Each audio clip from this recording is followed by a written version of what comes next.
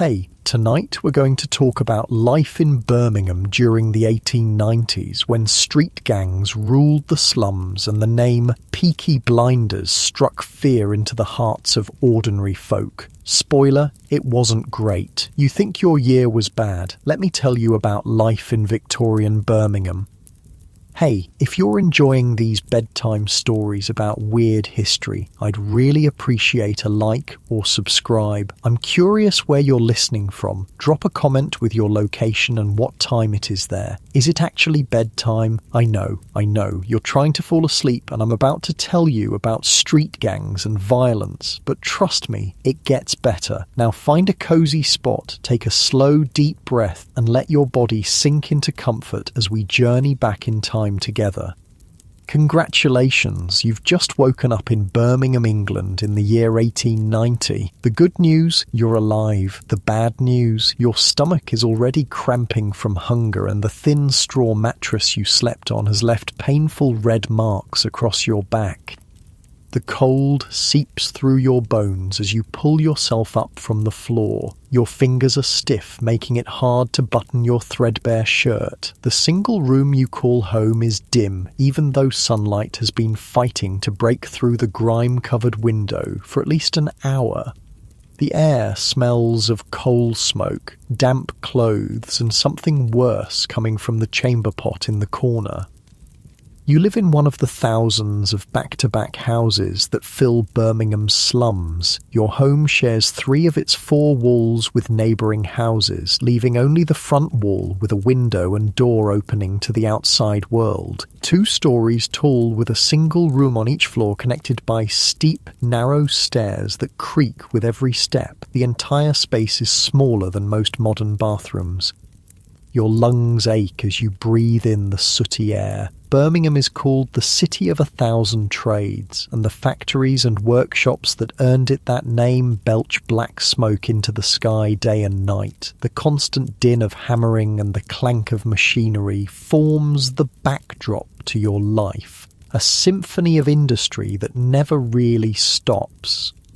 The floor beneath your feet is bare wood, worn smooth by years of shuffling feet. No carpets here. Those are for the wealthy who live in the growing suburbs, far from the crowded streets where you and your kind struggle to survive. You share this tiny house with 5 others. Your parents, 2 younger siblings, and your grandmother. Privacy is a luxury you've never known. Your stomach growls again, more insistently this time. Breakfast will be meagre, a crust of bread perhaps with a smear of dripping if you're lucky. You think of the porridge your mother sometimes makes on Sundays, thick and filling, and your mouth waters. But it's Thursday, and there's no porridge today. Outside, you hear the calls of street vendors already making their rounds. Fresh fish. Get your fresh fish. The voice is familiar. Old Tom, who pushes his cart through your neighbourhood every morning. His fish isn't exactly fresh by the time it reaches these streets, but it's cheaper than what's sold in the markets closer to the city centre. You make your way down the narrow staircase, careful to avoid the 3rd step that threatens to give way under too much weight. Your father is already gone, off to the iron foundry where he works 12 hours a day, 6 days a week. The heat of the place has aged him beyond his 38 years, his face lined and his back permanently stooped. Your mother sits at the small table by the hearth, mending a pair of trousers by the weak light of the fire. She looks up as you reach the bottom of the stairs, her face tired but her eyes still kind. "There's bread on the shelf," she says, nodding toward a small wooden board where half a loaf sits. "Save some for the little ones." You tear off a chunk, smaller than you'd like, and chew it slowly to make it last. The bread is hard and slightly stale, but it quiets the growling in your belly for now. You wash it down with water from the jug on the table. The water tastes faintly of metal and dirt.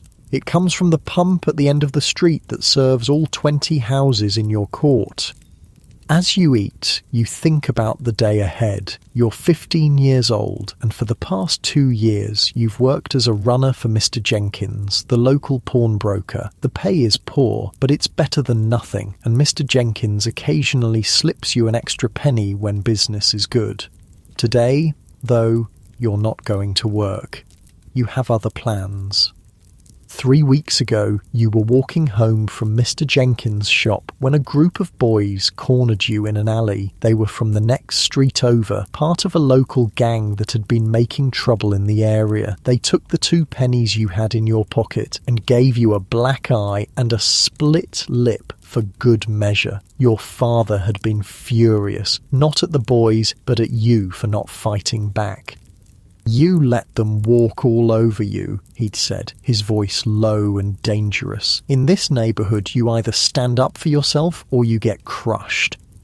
You knew he was right. The streets of Birmingham are no place for the weak, and so when Thomas Mucklow approached you last week with an offer to join his gang, you'd been tempted. The Peaky Blinders, they called themselves. They controlled the streets around Small Heath, and membership would mean protection, respect, and maybe even a bit more money in your pocket.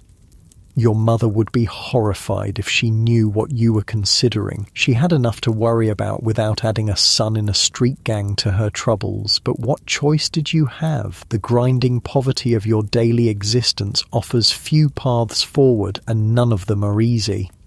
You finish your bread and grab your cap from the hook by the door. It's a flat cap like the ones worn by working men all over Birmingham, with a short, stiff peak at the front. You adjust it on your head, tilting it slightly to one side the way you've seen the Peaky Blinders wear theirs. "I'm off to work," you tell your mother, the lie bitter on your tongue. She nods without looking up from her mending. "Be careful out there," she says, the same words she says every morning. In these streets, it's never just a casual goodbye. The narrow alleyway outside your front door is already bustling with activity. Children run barefoot through puddles of questionable origin, while women hang washing on lines strung between houses, creating a patchwork canopy of faded fabrics overhead. The air is thick with coal smoke and the smell of too many bodies living too close together.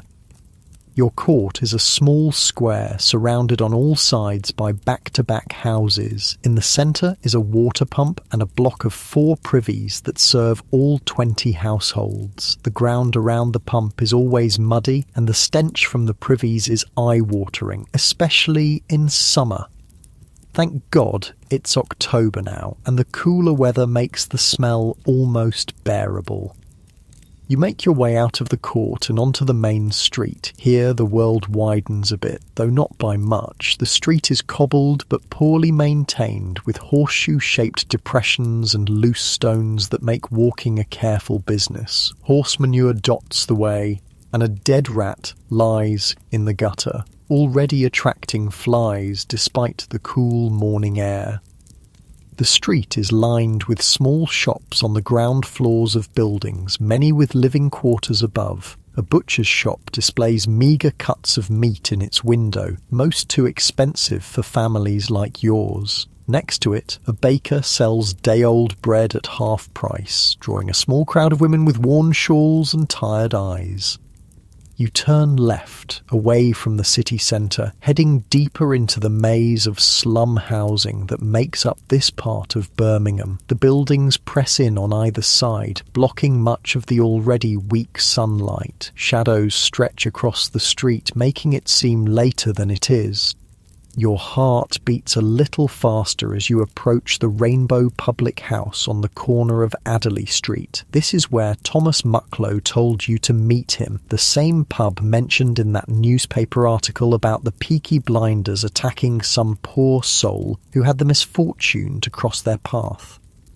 The pub is already open, though it's not yet 9 in the morning. Through the grimy windows, you can see men standing at the bar, starting their day with a pint or something stronger. Most of them are workers on their way to factories or mines, grabbing a drink to fortify themselves against the long hours ahead. Others are unemployed, drinking to forget their troubles or to warm themselves against the October chill.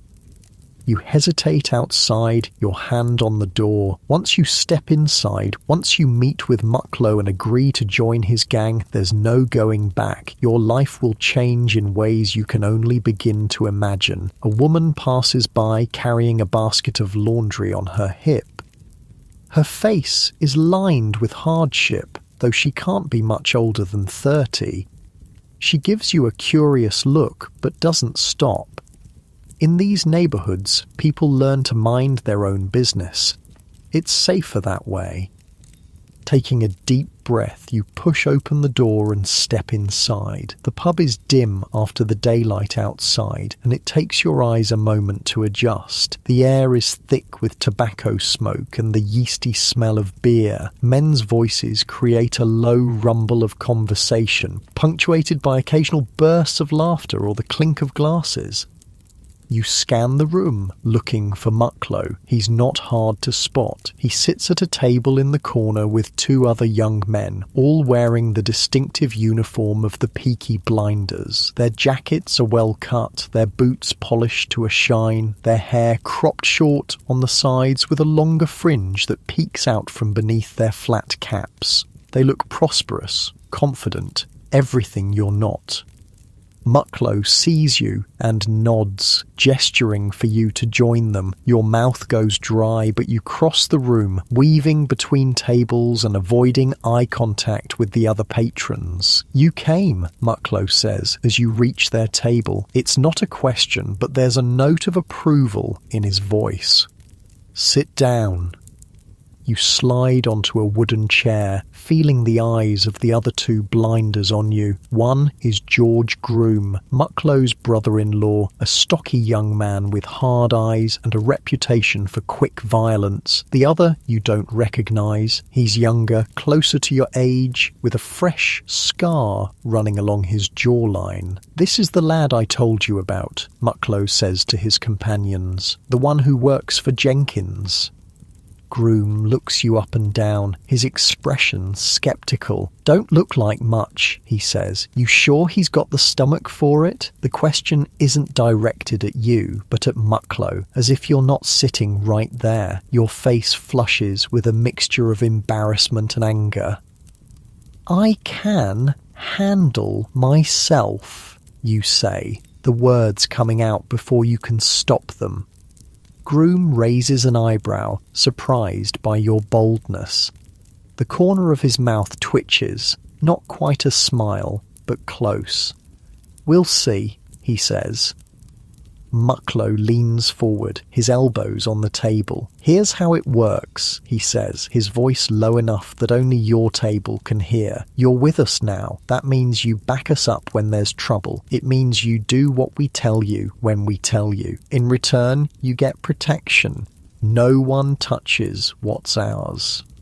Your throat tightens at the way he says ours, as if you're property now, a possession of the Peaky blinders. But isn't that what you wanted? To belong to something stronger than yourself? "There's money in it too," Mucklow continues. "Not much at first, but it gets better. We control the betting at the racetrack, the protection for local shops. Even got our fingers in some of the factories now." The younger blinder speaks up for the first time. "Made more last month than my old man makes in half a year at the brass works," he says, pride evident in his voice. "You think about the 2 pennies a day you make working for Jenkins, about the constant hunger, the cold that seeps into your bones during winter, the humiliation of wearing the same patched clothes day after day. What do I have to do?" you ask.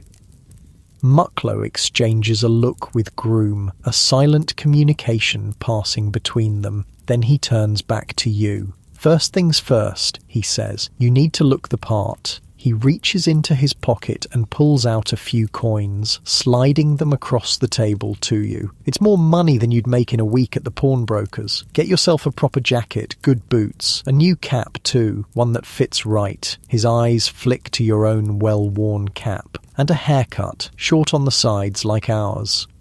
You stare at the money, hardly believing it's real. What's this for, you ask, suspicion creeping in. Nothing comes for free in these streets. Consider it an investment, Mucklow says with a thin smile. You can't be walking around with us looking like a beggar, can you?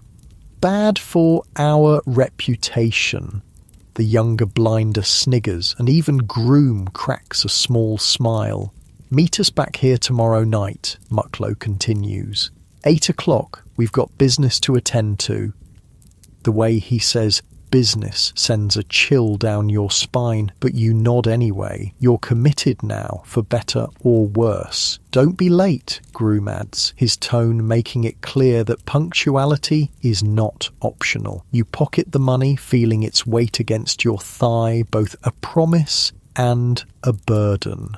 Then you stand, unsure of what to do next. Mucklow nods toward the door.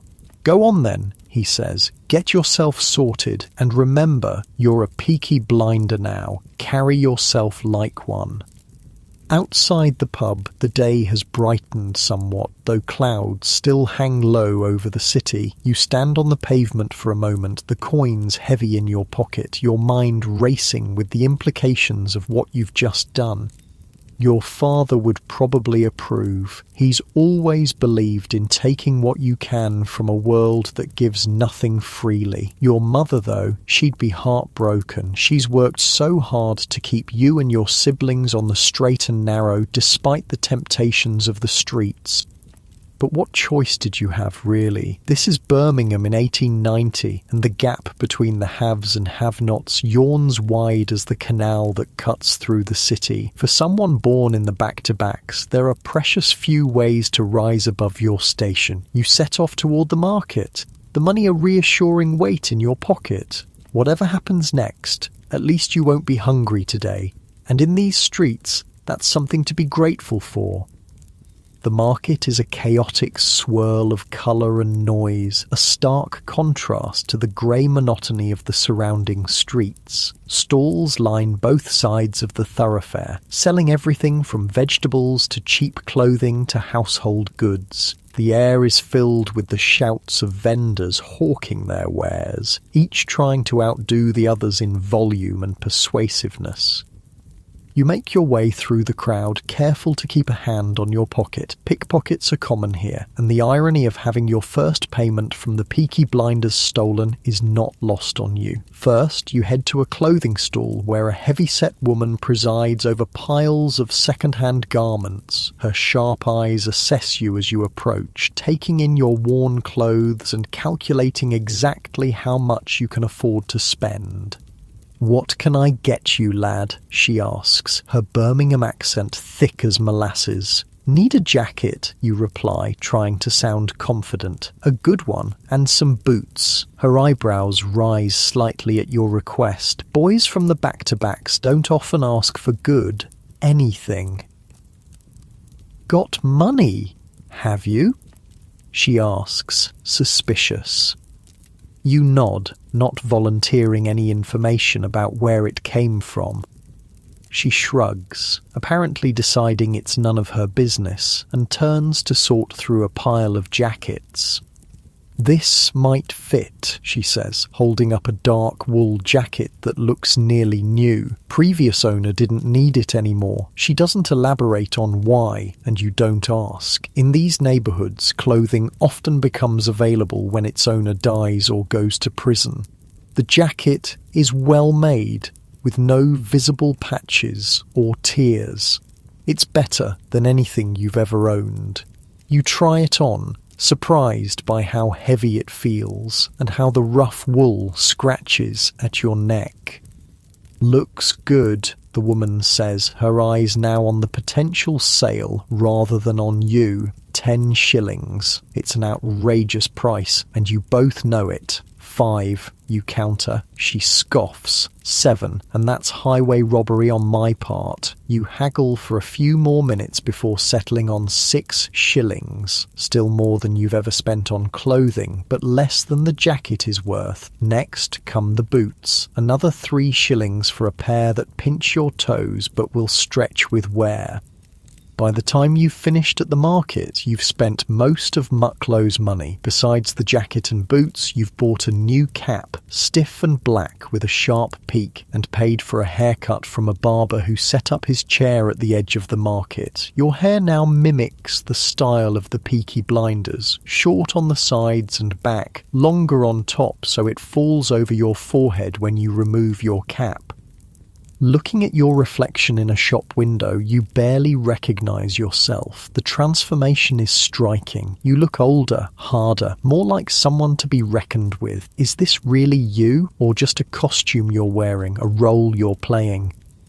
The sun is beginning to set as you make your way home, casting long shadows down the narrow streets. The factories are letting out their day shifts, and the pavements fill with tired workers heading home to their families. Their faces are grimy with industrial dust, their shoulders slumped with exhaustion. Will you end up like them, working until your body gives out with nothing to show for it but a lifetime of poverty and a pauper's grave, or will joining the Peaky Blinders change your fate for better or worse?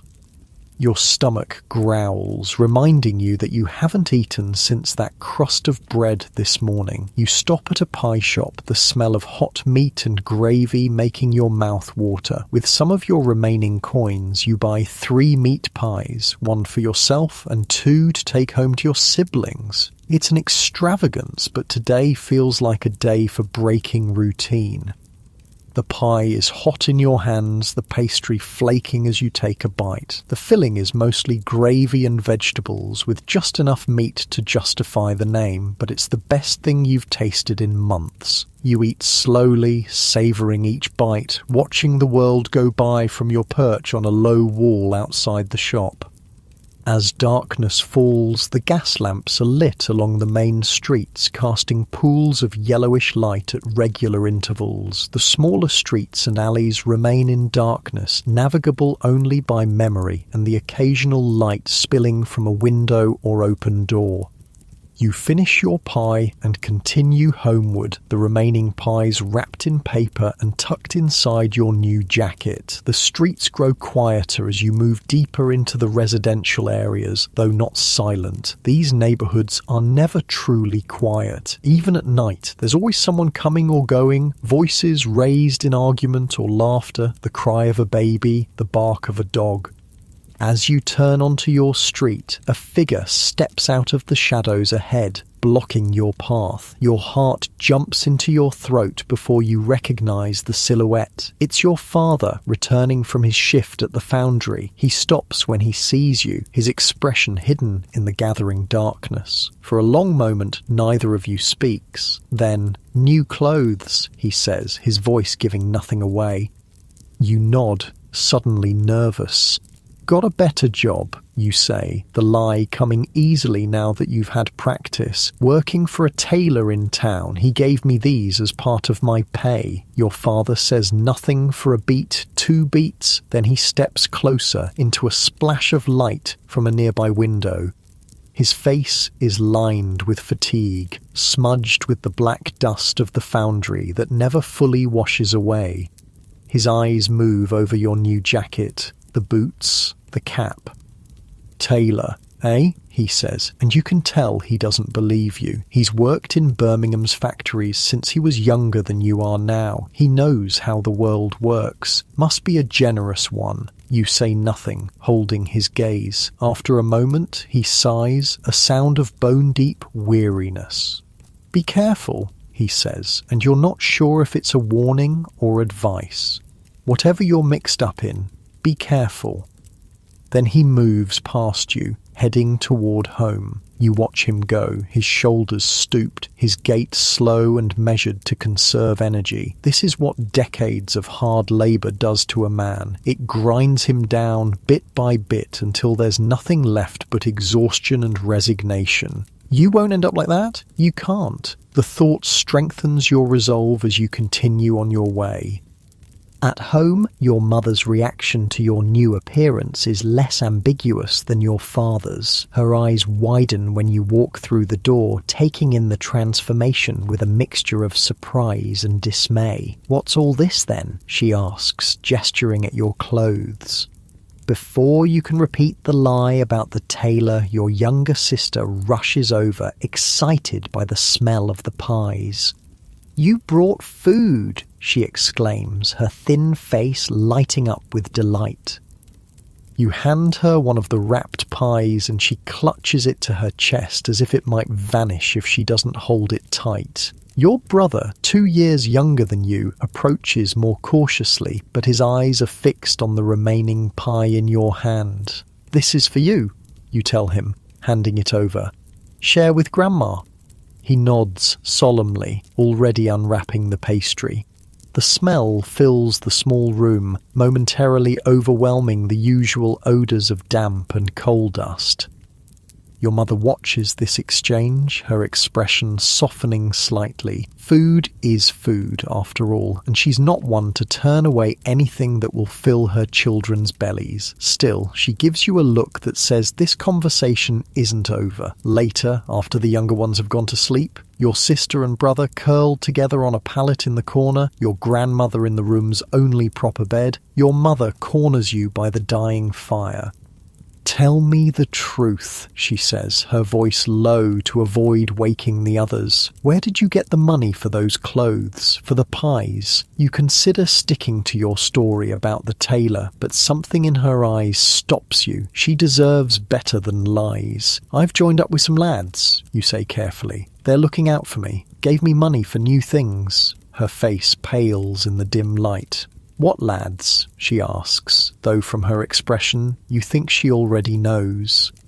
You look down at your hands, unable to meet her gaze. "Just some lads from around Small Heath," you mumble. She's silent for so long that you finally look up. The disappointment in her eyes is worse than any anger would have been. "The blinders," she says. Not a question, but a statement. You've gone and joined up with the Peaky blinders. You don't deny it. There's no point. She sighs, a sound so full of sadness that it makes your chest ache. "I thought we raised you better than that," she says. "Your father and I, we've worked ourselves to the bone to keep a roof over your head, to keep you fed. Also, you wouldn't have to turn to that." "And what has it gotten you?" you ask, a sudden flare of anger giving you courage. Look at Dar. He's worked honest every day of his life, and what does he have to show for it? Hands so twisted with arthritis he can barely hold his spoon, a back so bent he can't stand straight, and still we're one missed rent payment away from the street. Your mother flinches as if you've struck her, and immediately you regret your words, but you can't take them back now. "Is that what you want for yourself?" she asks softly. "To end up like the men they write about in the papers, in prison, or dead in some alley?" You have no answer for her. The truth is, you haven't thought that far ahead. You've been focused on the immediate benefits. The money, the protection, the respect, not the potential consequences down the road. "I'm being careful," you say finally, knowing how inadequate it sounds. "It's just, I need to do something, Ma. I can't keep going on like before." She looks at you for a long moment, her eyes searching your face as if looking for the child you once were. Then she reaches out and touches your cheek, her hand rough from years of washing and scrubbing, but still gentle. "You're a good boy," she says, her voice catching. "No matter what clothes you wear or who you run with, remember that." You nod, a lump forming in your throat. You want to promise her that you'll be all right, that you'll stay out of serious trouble, but you're not sure you can keep such a promise, not now that you've cast your lot with the Peaky blinders. Your mother drops her hand and turns away, moving to bank the fire for the night. The conversation is over, but its weight lingers in the air between you. That night, you lie awake on your thin mattress, listening to the sounds of your family sleeping around you, your sister's light snoring, your brother's occasional mumble, your grandmother's wheezy breath. Above you, on the building's second floor, a baby cries and is quickly hushed. Tomorrow night, you'll meet Mucklow and the others at the Rainbow. You'll begin your life as a Peaky blinder in earnest. Whatever that entails, violence, theft, intimidation, you've committed yourself to it now. As sleep finally begins to claim you, your thoughts drift to your new clothes carefully folded beside your mattress, the jacket, the boots, the cap tilted just so over one eye, the uniform of the Peaky blinders, your uniform now, you'll wear it proudly tomorrow, a visual declaration of your new allegiance. And whatever comes after, well, you'll face that when it comes. Your eyelids grow heavy and the sounds of the nighttime slum fade as you drift off to sleep. Your last conscious thought is a question. Have you made the right choice, or have you just signed away your future for a good jacket and a meat pie? There's no answer in the darkness, only the slow, steady breathing of your sleeping family and the distant, never-ending pulse of Birmingham at night. You wake to the sound of rain hammering against the window, a relentless drumming that promises a miserable day ahead. Your new boots and jacket sit in the corner where you left them, a stark contrast to the shabby furnishings of your family's cramped living space. The excitement and trepidation of last night has settled into a dull anxiety in your stomach as you contemplate what the evening will bring. The autumn rain transforms Birmingham into a dreary watercolour, the soot from countless chimneys mixing with the downpour to create black rivulets that snake down walls and windows. The gutters overflow with this dark mixture, turning the streets into treacherous channels of filthy water. Your father has already left for the foundry, slipping out before dawn as he does every morning except Sundays. Your mother stirs a pot of thin porridge over the meagre fire, stretching the oats as far as possible to feed 5 hungry mouths. The room smells of damp clothes hanging from lines strung across the ceiling, never fully drying in the perpetual humidity of an English autumn. "Not wearing your fancy new things today?" your mother asks, without looking up from the pot. There's an edge to her voice that wasn't there before yesterday. "Too wet," you reply, which is true enough. No sense ruining your new clothes before you even meet with Mucklow and his crew tonight. She nods, seemingly satisfied with your answer, and ladles porridge into a chipped bowl for you. The porridge is watery and bland, but it's hot and fills your belly better than yesterday's crust of bread. You eat slowly, savouring each spoonful, watching as your siblings wake and join you at the small table. Your brother eyes you with newfound curiosity. At 13, he's old enough to understand what your new clothes signify. Your sister, just 8, remains blissfully ignorant, chattering about a kitten she saw in the courtyard yesterday. After breakfast, you pull on your old boots, cracked leather with holes in the soles that let in water with every step, and head out into the rain. You've told your mother you're going to work, and in a sense, that's true. Today is your last day at the pawnbroker's. You'll collect what wages are owed to you and never return, Mr. Jenkins won't be surprised. Boys come and go from his employment regularly, either finding better work or, like you, being drawn into the street gangs that proliferate in Birmingham's slums.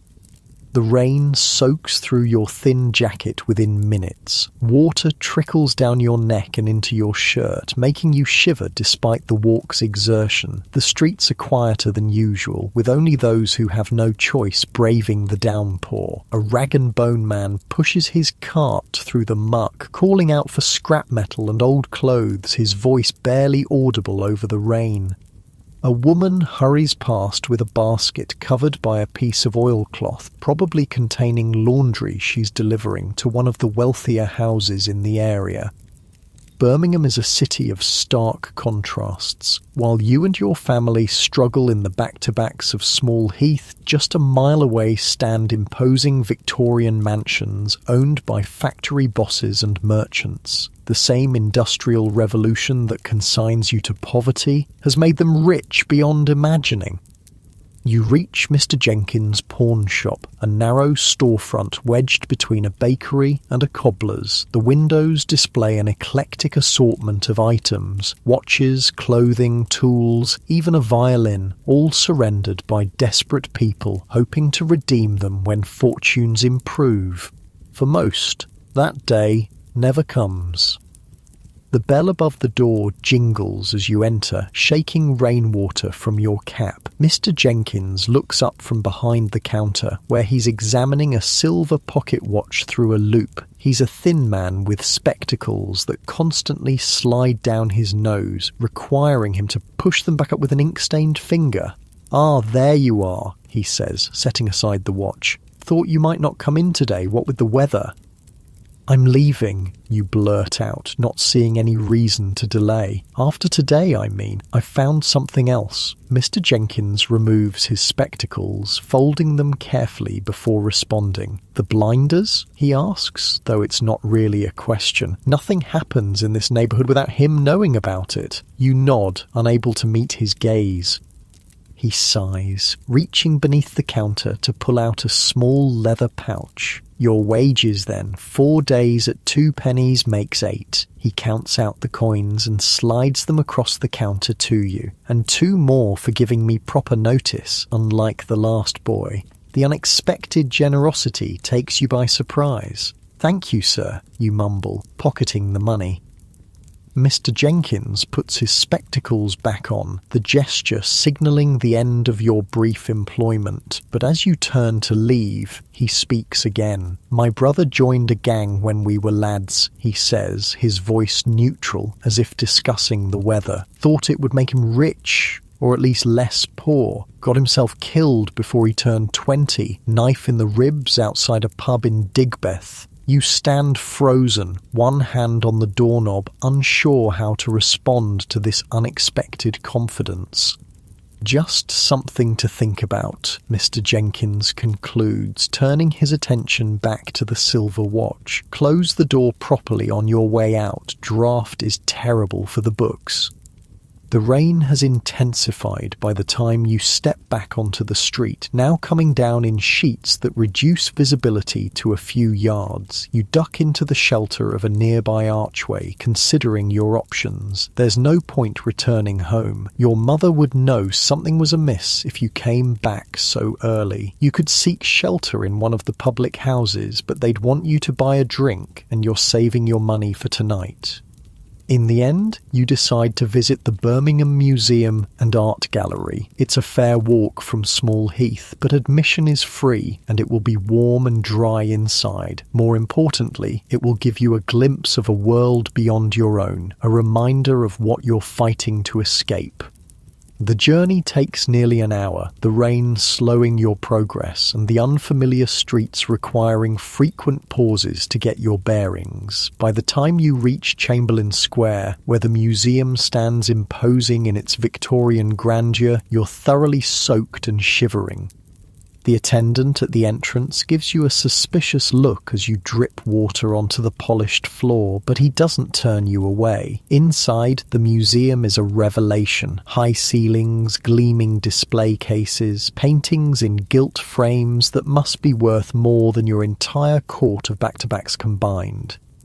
You wander through the galleries, marvelling at artifacts from ancient civilizations, delicate porcelain from China, weapons from medieval times. In one room, a display of coins and medals catches your eye. Behind glass lie sovereigns, crowns, and guineas, more money than you've ever seen in one place. You think about the Peaky blinders, about Mucklow's promises of prosperity. Is this what he means? Not museum-worthy wealth, perhaps, but enough to escape the grinding poverty of Small Heath?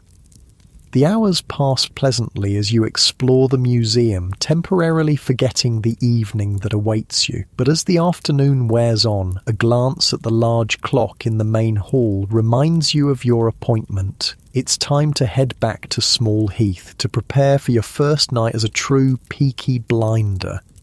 The rain has finally stopped by the time you emerge from the museum, though the skies remain leaden and threatening. The streets glisten wetly in the fading light, puddles reflecting the gas lamps that lamplighters are beginning to ignite throughout the city. You make your way back to Small Heath, rehearsing what you'll tell your mother about your day at the pawn shop. Lies come easier now, slipping from your tongue with practiced smoothness. It should frighten you how quickly you're adapting to this new life of deception, but instead you feel a strange exhilaration. At home, you find only your siblings and grandmother. Your mother has gone to deliver some mending to a client, your brother explains, and won't be back until later. It's a stroke of luck. You can change into your new clothes without enduring her disapproving gaze. You eat a quick meal of bread and cheese, then climb the narrow stairs to change. The new boots pinch your feet, still not broken in, but the discomfort is a small price to pay for how they look. Solid, respectable, threatening when necessary. The jacket sits well on your shoulders, making them appear broader than they are, and the cap, when tilted at just the right angle over your right eye, transforms your youthful face into something harder and more dangerous. Standing before the small, cracked mirror nailed to the wall, you hardly recognize yourself. Gone is the boy who ran errands for Mr. Jenkins. In his place stands a Peaky blinder, ready to claim his share of Birmingham's streets. Night has fully descended by the time you leave the house, slipping out before your mother returns. The gas lamps cast pools of sickly yellow light at intervals, leaving much of the street in shadow. The air smells of wet coal and the faint, ever-present odour of the canals that crisscross the city, carrying goods and waste in equal measure. The Rainbow is busier than it was yesterday morning, filled with men drinking away the day's wages or sorrows. The air inside is thick with tobacco smoke and the yeasty smell of beer, the noise a wall of conversation punctuated by bursts of laughter or argument. You spot Mucklow and his crew at the same corner table. There are 5 of them tonight. Mucklow, Groom, the young man from yesterday whose name you still don't know, and 2 others. All wear the uniform of the Peaky blinders. All carry themselves with the same confident swagger. Heads turn as you make your way to their table, eyes taking in your new appearance. You feel a surge of pride mixed with anxiety. This is it. No turning back now. Right on time, Mucklow says as you reach them, a note of approval in his voice. Boys, this is our newest recruit. Scrubs up well, doesn't he? There are nods of agreement, a couple of grunts that might be welcoming. Groom slides a glass of dark beer toward you. Drink up, he says. Dutch courage. You take the glass, the implication of his words not lost on you. Whatever business Mucklow mentioned yesterday, it's likely to be dangerous, possibly violent. The beer is bitter and strong, nothing like the watered-down ale sometimes served with Sunday dinner at home. You take small sips, not wanting to appear inexperienced, but also needing to keep your wits about you. Mucklow leans in, his voice dropping. Time you learned how we operate, he says. The Peaky blinders control territory, streets, businesses, people. We collect protection money from shops, take a cut from illegal gambling, make sure goods move through the area without too much interference from the police. One of the men you haven't met before, a stocky individual with a scar bisecting his left eyebrow, speaks up. Problem is, not everyone respects our claim. Sloggers from Cheapside been moving in on our patch, trying to take over the betting at Horsefair. Horse Fair, you know, is an area just north of the city centre where illegal street gambling flourishes despite periodic police crackdowns. The stakes are small by wealthy standards, but significant to men like your father, who occasionally risk a few hard-earned pennies on the chance of a bigger payoff. Tonight, Mucklow continues, we're going to remind them whose territory it is. Your mouth goes dry despite the beer. How, you ask, the word coming out as little more than a whisper. Groom grins, the expression more predatory than amused. The old-fashioned way, he says. With these, he holds up his fists, knuckles scarred from previous encounters. The young man from yesterday, who you now learn is called Eddie, leans forward eagerly. Got my belt ready, he says, patting his waist where a heavy leather belt with a substantial buckle encircles his narrow frame. You think of your father's warnings about street fighting, about men left blind or crippled after gang confrontations, but it's too late for second thoughts. You're in now, committed to whatever comes next. The group finishes their drinks and stands as one, like a well-practiced unit. Mucklow claps a hand on your shoulder, steering you toward the door. Stay close, he instructs. Do what we do. If it comes to a fight, remember, first blow counts for everything. Make it hard, make it count. Outside, the night has turned cold, the earlier rain leaving a damp chill that seeps through your new clothes and into your bones. The streets are quieter now, most respectable folk having retired to their homes. Those still out have purpose, workers heading to night shifts. Women of questionable virtue soliciting business from doorways, the occasional constable making his rounds. Your group moves through small heath with practiced ease, keeping to shadows where possible, avoiding the main thoroughfares where police presence is stronger. Mucklow leads the way, seemingly able to navigate the labyrinthine streets without hesitation. As you walk, the scarred man, introduced as Harker, falls into step beside you. First night's always the worst, he says, voice low. After that, it gets easier. You're not sure if that's meant to be reassuring. What exactly are we doing, you ask? Harker shrugs. Teaching a lesson. The sloggers need reminding that Horsefair belongs to us on betting nights. We find their lookouts, rough them up a bit, send a message back to their bosses. What if they fight back? The question slips out before you can stop it. Harker's laugh is devoid of humour. That's the point, lad. Of course they'll fight back. That's when it gets interesting. Your heart pounds against your ribs as you continue through the dark streets, each step taking you closer to violence. This is what being a Peaky blinder means. Not just the clothes and the respect, but the willingness to hurt others to maintain your position. Horsefair is less a proper place than an intersection of several streets where men gather to bet on anything from horse races to dog fights to simple games of chance. As you approach, you can see small groups huddled under gas lamps, money changing hands, voices kept deliberately low. Mucklow stops the group in the shadow of a closed butcher's shop, surveying the scene. There, he says, nodding toward two young men standing at a corner. Sloggers. See how they're watching the betting, taking note of who's winning big so they can rob them later, most like.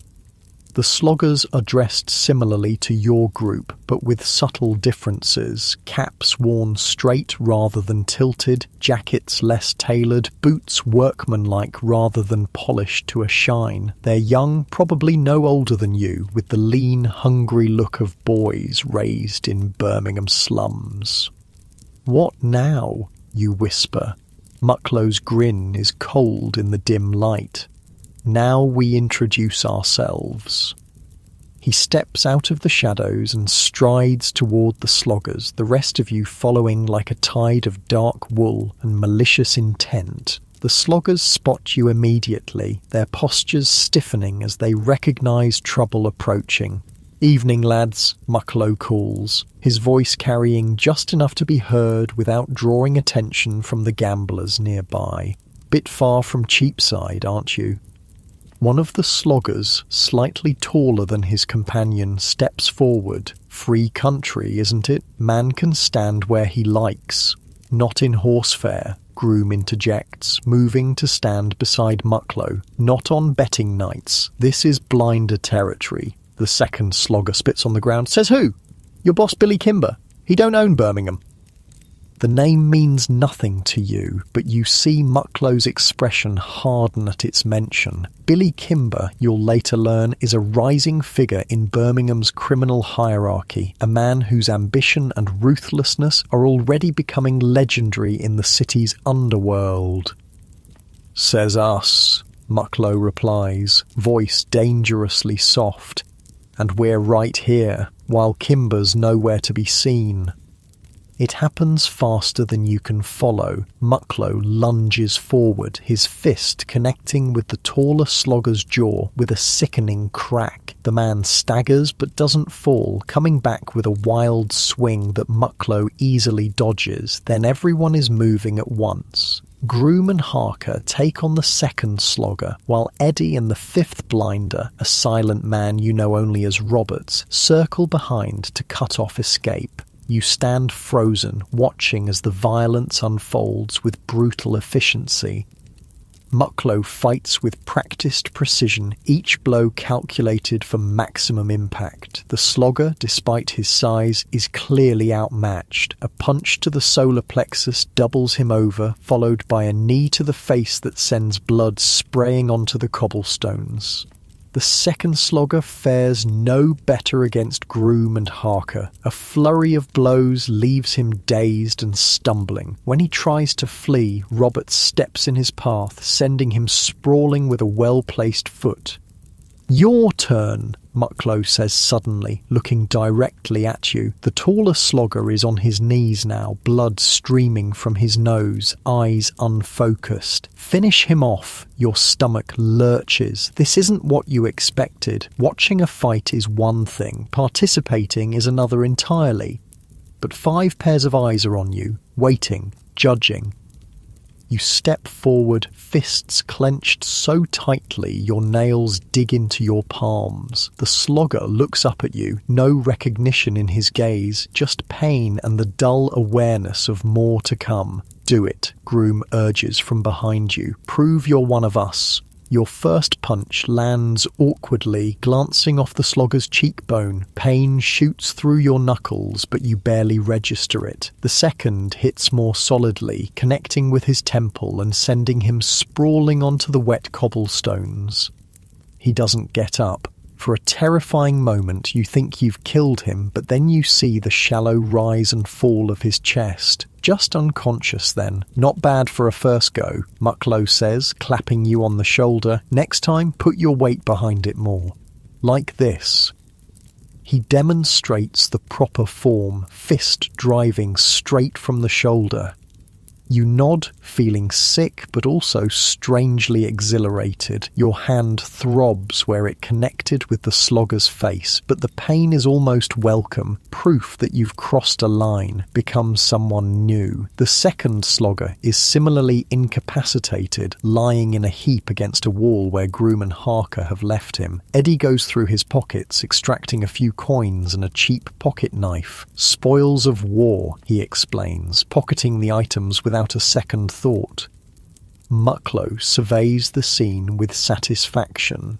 That should send the right message, he says. Let's move on before the coppers show up. You follow the group away from Horsefair, deeper into the network of streets that make up Small Heath. The adrenaline of the fight begins to fade, replaced by a hollow feeling in your chest. You've crossed a line tonight, done something that can't be undone.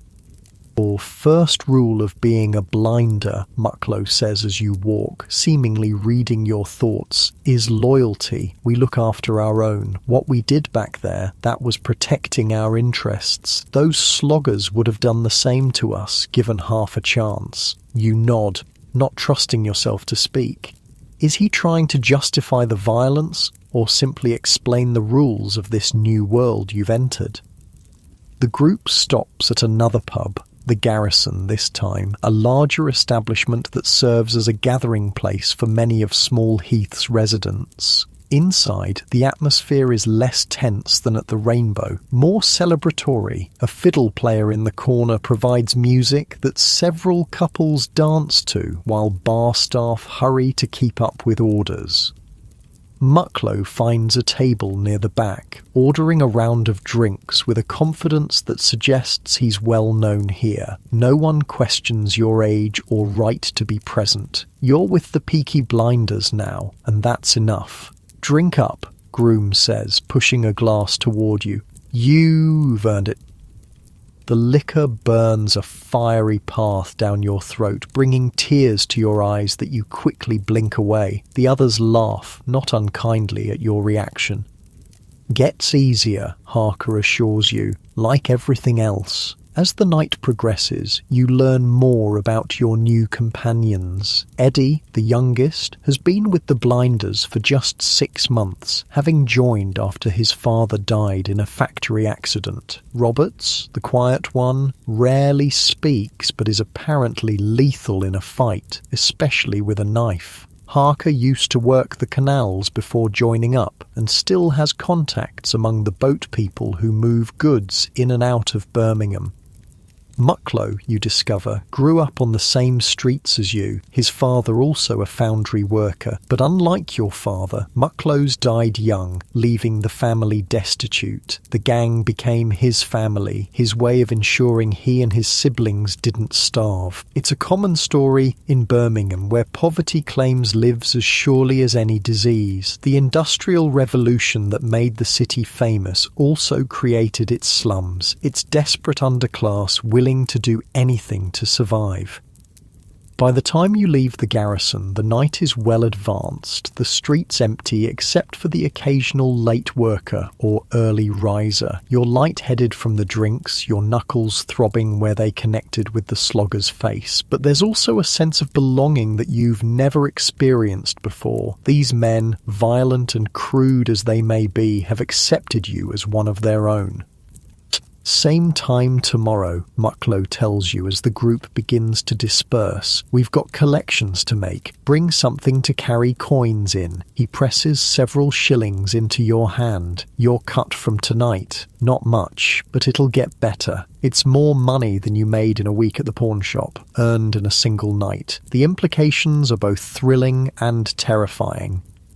You make your way home through the darkened streets, the city quieter now, but never truly silent. Somewhere a baby cries, its wails echoing between buildings. A cat screeches in alarm or anger, the sound unnervingly human. From an upper window comes the sound of a man and woman arguing. Their words indistinct, but their fury clear. This is Birmingham at night. A beast that never fully sleeps, merely dozes fitfully, always ready to wake at the slightest provocation. Your home is dark when you arrive, your family asleep. You ease the door open carefully, wincing at the creak of hinges that need oiling. Inside, the embers of the fire cast just enough light to navigate by, revealing the sleeping forms of your siblings on their pallet. Your grandmother in her bed, your parents on their mattress against the far wall. You remove your boots with exaggerated care, setting them beside your coat and cap. Your knuckles have begun to swell where they connected with the slogger's face. The skin split in places. You'll need to wash them before anyone notices. Come up with a plausible explanation for the injuries. More lies. More deception. Is this what your life will be now? A constant web of falsehoods spun to protect your family from the truth of what you've become? As you settle onto your own thin mattress, sleep seems impossibly distant despite your physical exhaustion. Your mind replays the events of the night, the fight, the drinks afterward, the casual acceptance of violence as simply part of life. You think of Mr. Jenkins' warning about his brother, dead before 20 with a knife in his ribs. Is that your fate now, or will you be one of the lucky ones, rising through the ranks to become someone like Billy Kimber, whose name alone carries weight in Birmingham's underworld? The future stretches before you, a dark road with no clear destination, but you've taken your first steps down it now, and there's no turning back. For better or worse, you're a Peaky blinder.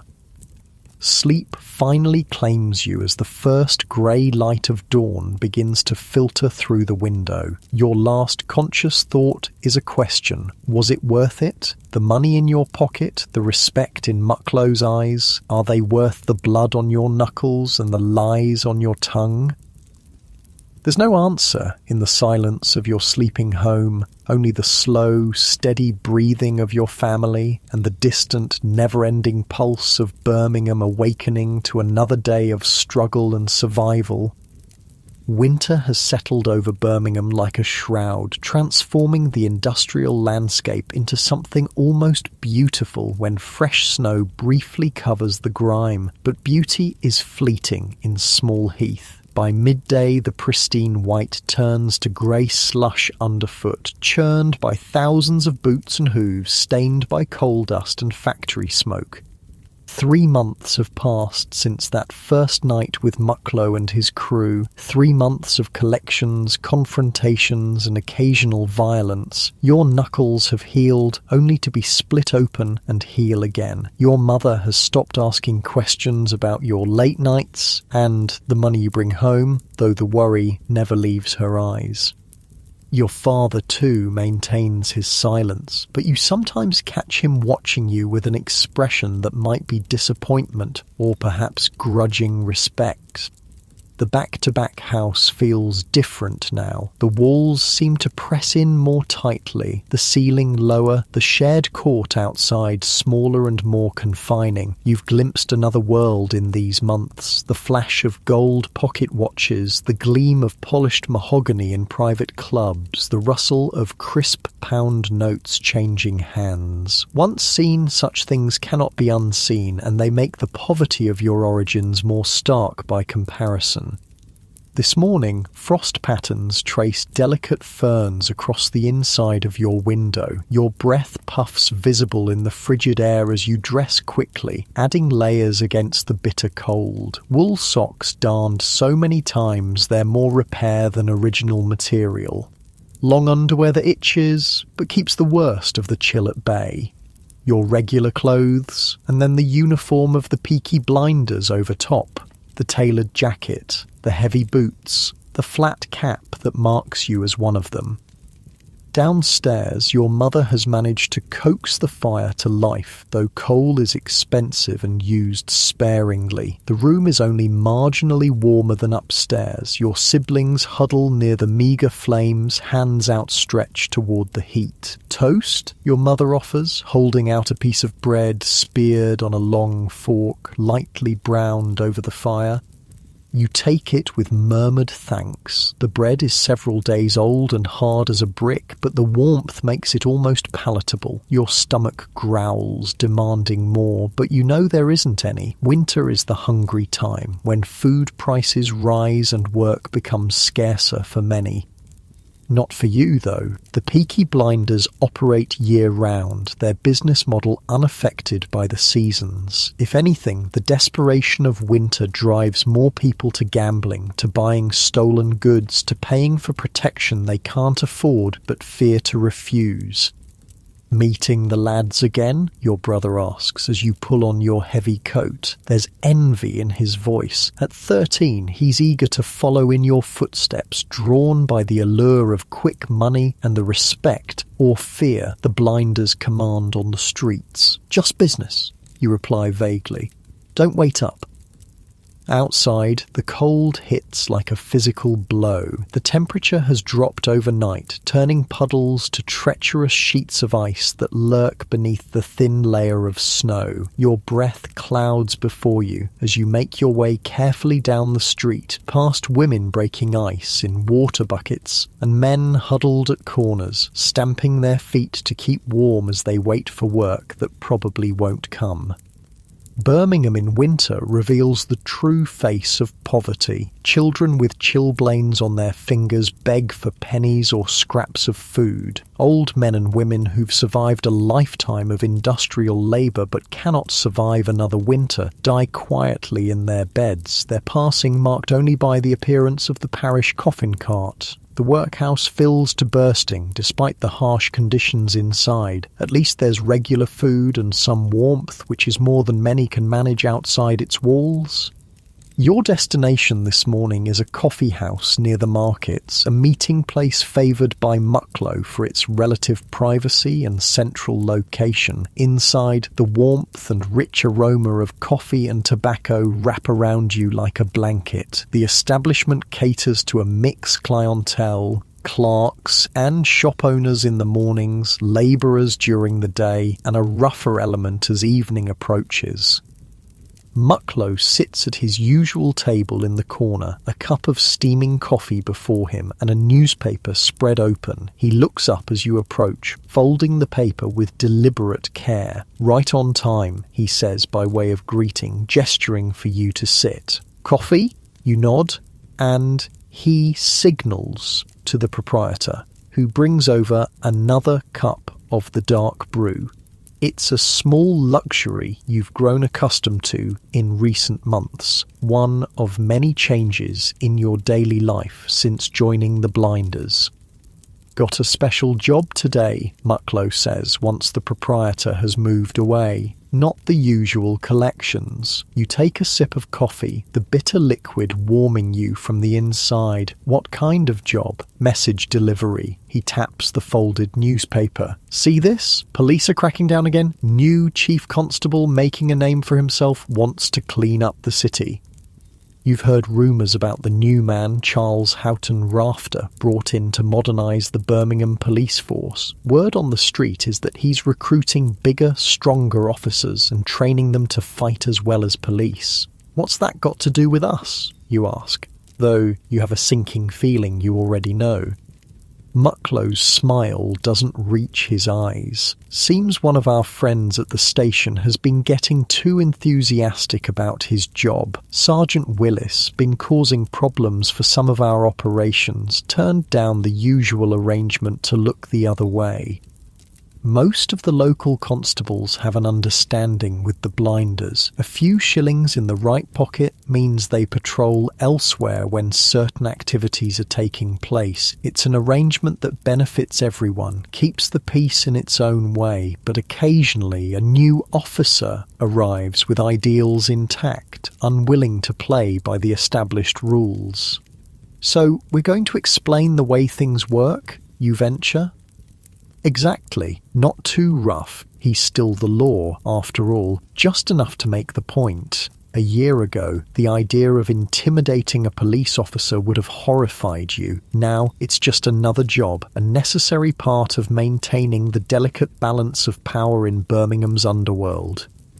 Mucklow outlines the plan as you finish your coffee. Sergeant Willis walks the same beat every day, passing through the jewellery quarter at precisely 10:30. You and Eddie will intercept him in an alley where there are no witnesses, deliver the message with enough force to make it memorable, but not enough to cause serious injury, and disappear before reinforcements can arrive.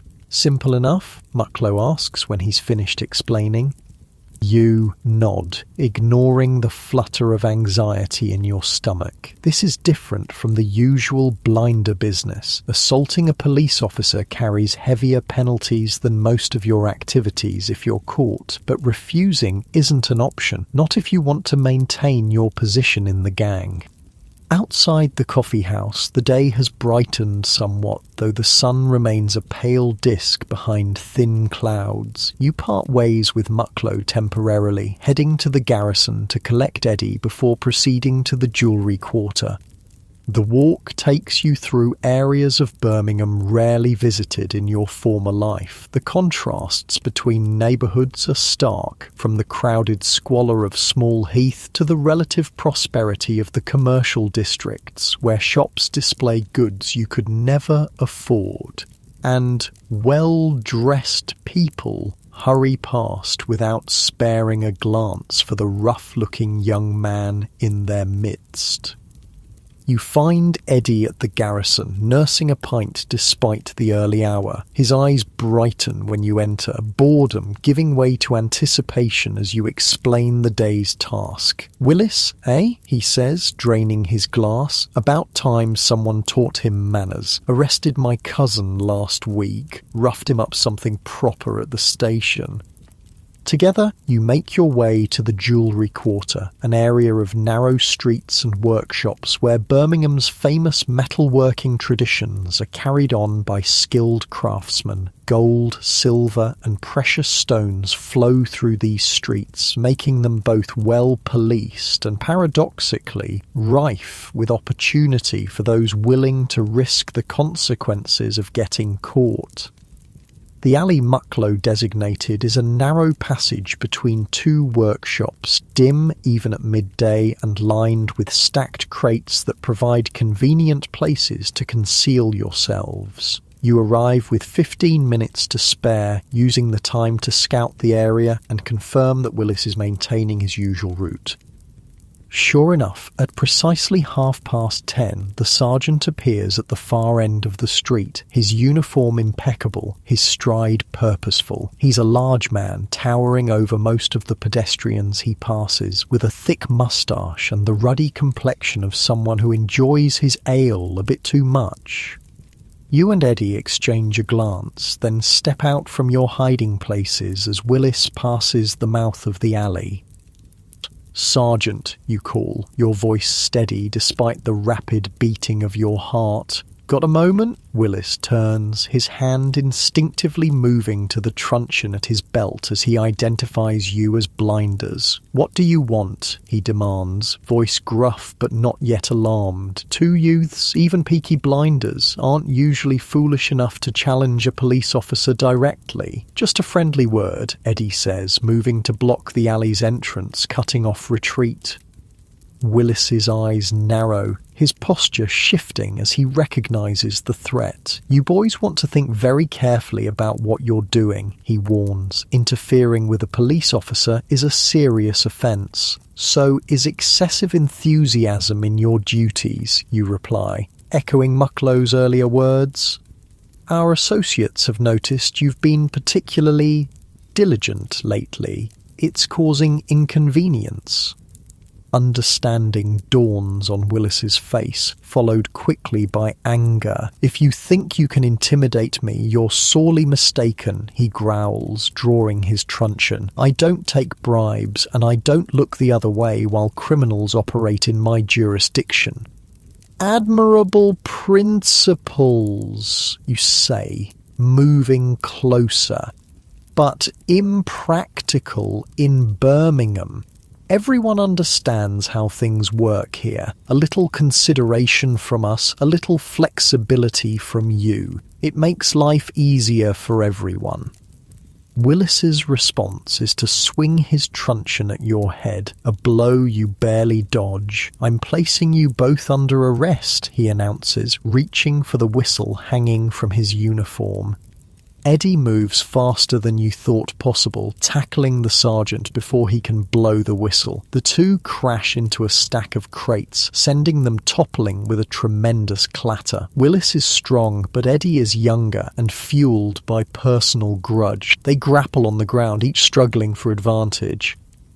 "You should help Eddie," That's what a loyal blinder would do. But assaulting a police officer means serious jail time if you're caught. Yet failing to support your fellow gang member carries its own risks. The moment of indecision costs you. Willis manages to throw Eddie off and regain his feet, breathing heavily but still very much in the fight. His eyes lock with yours, contempt clear in his gaze. "Thought you blinders were supposed to be tough," he taunts, raising his truncheon again. "Two of you can't handle one policeman?" Pride and fear war within you, but in the end, pride wins. You lunge forward, feinting left before driving your right fist into Willis's kidney. He grunts in pain but doesn't go down, swinging his truncheon in a wide arc that catches you across the shoulder. Pain explodes through your upper body, momentarily numbing your arm. Eddie rejoins the fight, landing a solid kick to the back of Willis's knee that makes the joint buckle. The sergeant stumbles but keeps his balance, his training evident in the way he positions himself to face both attackers. What follows is a brutal, ungraceful struggle in the confined space of the alley. Willis fights with the desperation of a man who knows defeat means more than just pain. It means the collapse of his principles, the acknowledgement that law in Birmingham is flexible and corruptible. You and Eddie fight with the knowledge that failure will be reported to Mucklow, with consequences neither of you wishes to contemplate. In the end, numbers tell. A lucky blow from Eddie's belt buckle catches Willis on the temple, opening a gash that immediately streams blood into his eye. Half-blinded and dizzy, his defense falters long enough for you to land a punishing blow to his solar plexus. The sergeant doubles over, gasping for breath, and a final strike from Eddie sends him sprawling onto the cobblestones. Willis lies there, blood pooling beneath his head, chest heaving as he struggles to regain his breath. He's conscious but incapacitated, at least temporarily. You stand over him, your own breathing ragged, a dull throb settling into your shoulder where the truncheon connected. "The message is simple," you say between breaths. "Look the other way when our business is conducted. Accept the weekly consideration that will be offered, or next time the conversation won't be nearly so pleasant." Eddie adds his own embellishment, delivering a final kick to Willis's ribs that produces a concerning crack. "That's for my cousin," he spits. You grab Eddie's arm, pulling him back. "Enough. Message delivered." As you turn to leave, Willis's voice stops you, weak but defiant. "This isn't over," he manages. "Rafter's different. He won't stand for this. None of us will anymore." You look back at the fallen officer, noting the conviction in his eyes despite his defeated position. A chill that has nothing to do with the winter cold runs through you. Perhaps things are changing in Birmingham. Perhaps the old arrangements won't hold under this new chief constable.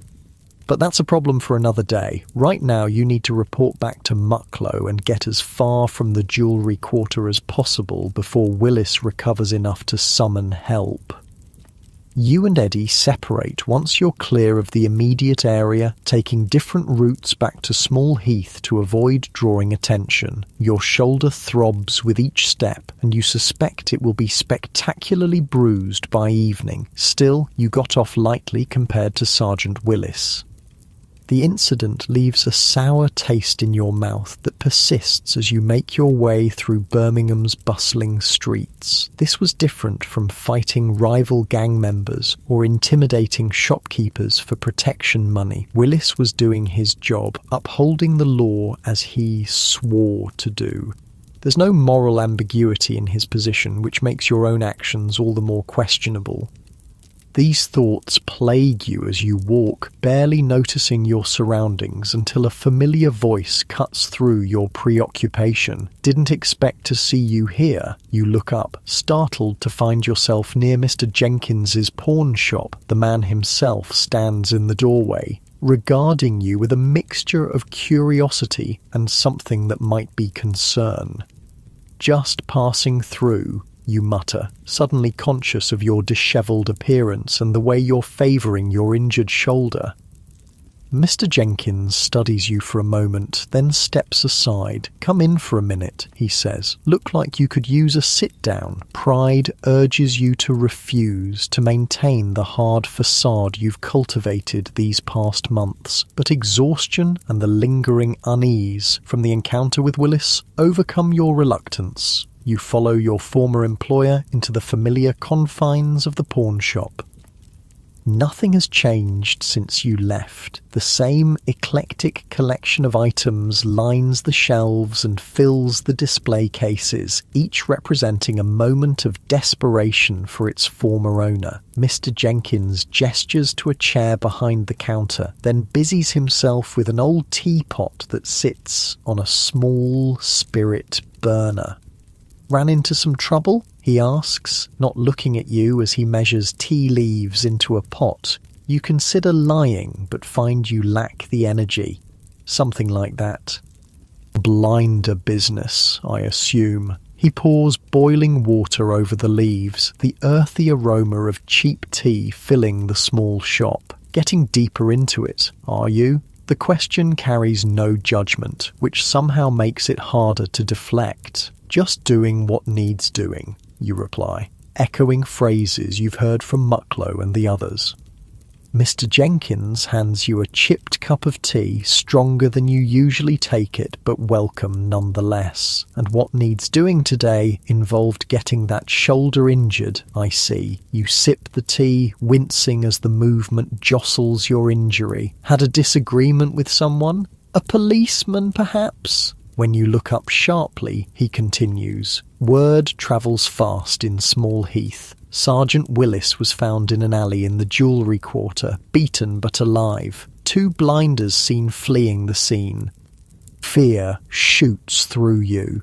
"They identified us." Mr. Jenkins shakes his head. "Not specifically, just the caps and the attitude. But people will talk, and sooner or later, names will surface." The warmth of the tea does nothing to dispel the cold dread settling in your stomach.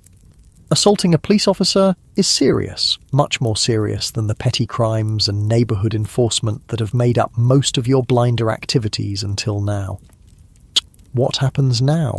The question comes out before you can stop it, revealing a vulnerability you've tried to bury these past months. Mr. Jenkins regards you thoughtfully, his lined face inscrutable. That depends on a lot of things, on Willis and how badly he's hurt, on this new chief constable and how determined he is to make an example, on Mucklow and what he decides is the best course of action. He pauses, then adds quietly, and on you and what you choose to do next. "I don't have a choice," you protest, though the words ring hollow even to your own ears. "There's always a choice," Mr. Jenkins counters. "Might not be an easy one, might come with consequences you'd rather not face, but it's still a choice." You finish your tea in silence, considering his words. What choice do you have, really? You're in too deep with the blinders to simply walk away. And even if you could, what then? Back to running errands for pennies a day? Back to watching your family slowly starve through the winter months? No, you've come too far to turn back now. The path you've chosen, or that was chosen for you by circumstance and desperation, leads forward, not back. You stand, placing the empty cup on the counter. "Thanks for the tea," you say, heading for the door. "Be careful," Mr. Jenkins calls after you. "This new Chief Constable Rafter, he's not like the others. He means to clean up Birmingham, starting with the gangs." You pause at the threshold, looking back at the pawnbroker. "Why are you telling me this? Why do you care what happens to me?"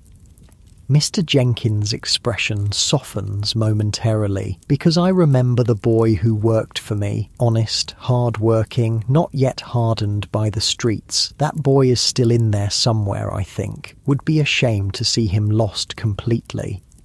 The words follow you out into the winter day, echoing in your mind as you make your way to the garrison to report to Mucklow. The pub is busier now, the lunchtime crowd filling the tables and standing 3 deep at the bar. The warmth inside is almost stifling after the cold outside, and the air is thick with tobacco smoke and the smell of beer and unwashed bodies. Mucklow sits at his usual table in the corner, Groom beside him. Their expressions shift from relaxed to alert as they spot you weaving through the crowd toward them. "Well?" Mucklow demands as soon as you're within earshot. "Message delivered," you reply, sliding onto a bench opposite them. "Willis won't forget it anytime soon." Groom pushes a glass of whiskey toward you. "Details, lad. We want details." You recount the confrontation, downplaying your moment of hesitation and emphasizing the effectiveness of the beating administered. Mucklow listens without interruption, his face revealing nothing of his thoughts. "And Willis's last words?" he asks when you've finished. "About Rafter being different?" You nod, surprised he's focused on this detail rather than the success of the mission. "Said Rafter won't stand for it, that none of them will anymore." Mucklow and Groom exchange a glance laden with meaning you can't quite interpret. "Could be trouble brewing," Groom mutters. "Could be," Mucklow agrees. "Or could be just talk from a man with wounded pride." He turns his attention back to you. "You did well today." Willis needed to be reminded of how things work in Birmingham. His approval should please you, should validate the risks taken and the injuries sustained. Instead, you find yourself thinking of Mr. Jenkins's words about choices and consequences, about the boy you once were and the man you're becoming. Mucklow misinterprets your silence as expectation. He reaches into his pocket and pulls out several coins, sliding them across the table to you. Your share, plus a bit extra for handling Willis. The money gleams dully in the pub's dim light, blood money, some might call it, but in the harsh reality of Birmingham's slums, such distinctions blur when weighed against empty stomachs and unheated rooms. You pocket the coins, the weight of them a tangible reminder of your new life. 3 months ago, you joined the Peaky Blinders seeking protection and prosperity. You found both, after a fashion, but at what cost to yourself, to the person you might have become in a different world, under different circumstances. These philosophical musings are interrupted by Mucklow leaning forward, his voice dropping to ensure only you and Groom can hear. "Things are changing in Birmingham," he says, echoing both Willis and Mr. Jenkins. "Rafter's bringing in new blood, men who aren't part of the old arrangements. And there's talk of Billy Kimber expanding his operations, looking to control more of the betting at the racecourses." "What's that mean for us?" you ask, the whiskey burning pleasantly in your stomach, dulling the ache in your shoulder. "Means we need to be smarter, more careful. Means the old ways of doing business might not work much longer." Mucklow's eyes harden. "But also means opportunities for those willing to adapt, to prove their worth in changing times." You recognise the implicit challenge in his words. Prove your worth, rise with the tide of change, or be left behind, or worse. "I'm with you," you say, meeting his gaze steadily. "Whatever comes next." Groom nods approvingly, but Mucklow's expression remains serious. "Good, because I think we're heading for a proper storm in this city. Rafter and his new police on one side, Kimber and his ambitions on the other, and us blinders caught in the middle." Outside, snow begins to fall again, fresh flakes swirling past the grimy windows of the garrison. Winter tightens its grip on Birmingham, and with it comes a sense of foreboding that has nothing to do with the weather. You finish your whiskey, the alcohol spreading warmth through your tired body. Whatever storm is coming, you're committed now. For better or worse, your fate is tied to the Peaky Blinders, to Mucklow and his crew, to the violent brotherhood you've joined out of necessity and stayed with by choice. As you leave the garrison hours later, the snow has accumulated on the streets, transforming the industrial cityscape once again. Your boots crunch through the fresh powder, leaving a trail that will soon be covered by more falling snow, erasing any evidence of your passage. Like so much in Birmingham, permanence is an illusion. The city changes constantly, adapting to new industries, new people, new challenges. Perhaps Mucklow is right. Those who can't adapt are destined to be left behind. The question that follows you home through the snowy streets is simpler but no less daunting. What kind of man will you become in this changing landscape? The honourable worker your mother hoped for, the pragmatic survivor your father exemplifies, or something else entirely shaped by the violent realities of life as a Peaky blinder in a city teetering on the edge of transformation?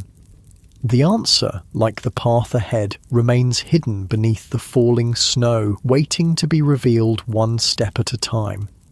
Spring arrives in Birmingham not with a flourish, but with a slow, grudging retreat of winter. The snow melts, revealing months of accumulated filth on the streets. The canals, frozen solid through January and February, begin to flow again, carrying barges laden with coal, iron and manufactured goods through the heart of the city. Factory chimneys that smouldered through the cold months now belch black smoke with renewed vigour, coating everything in a fresh layer of soot that the intermittent spring rain transforms into grimy rivulets down buildings and statues.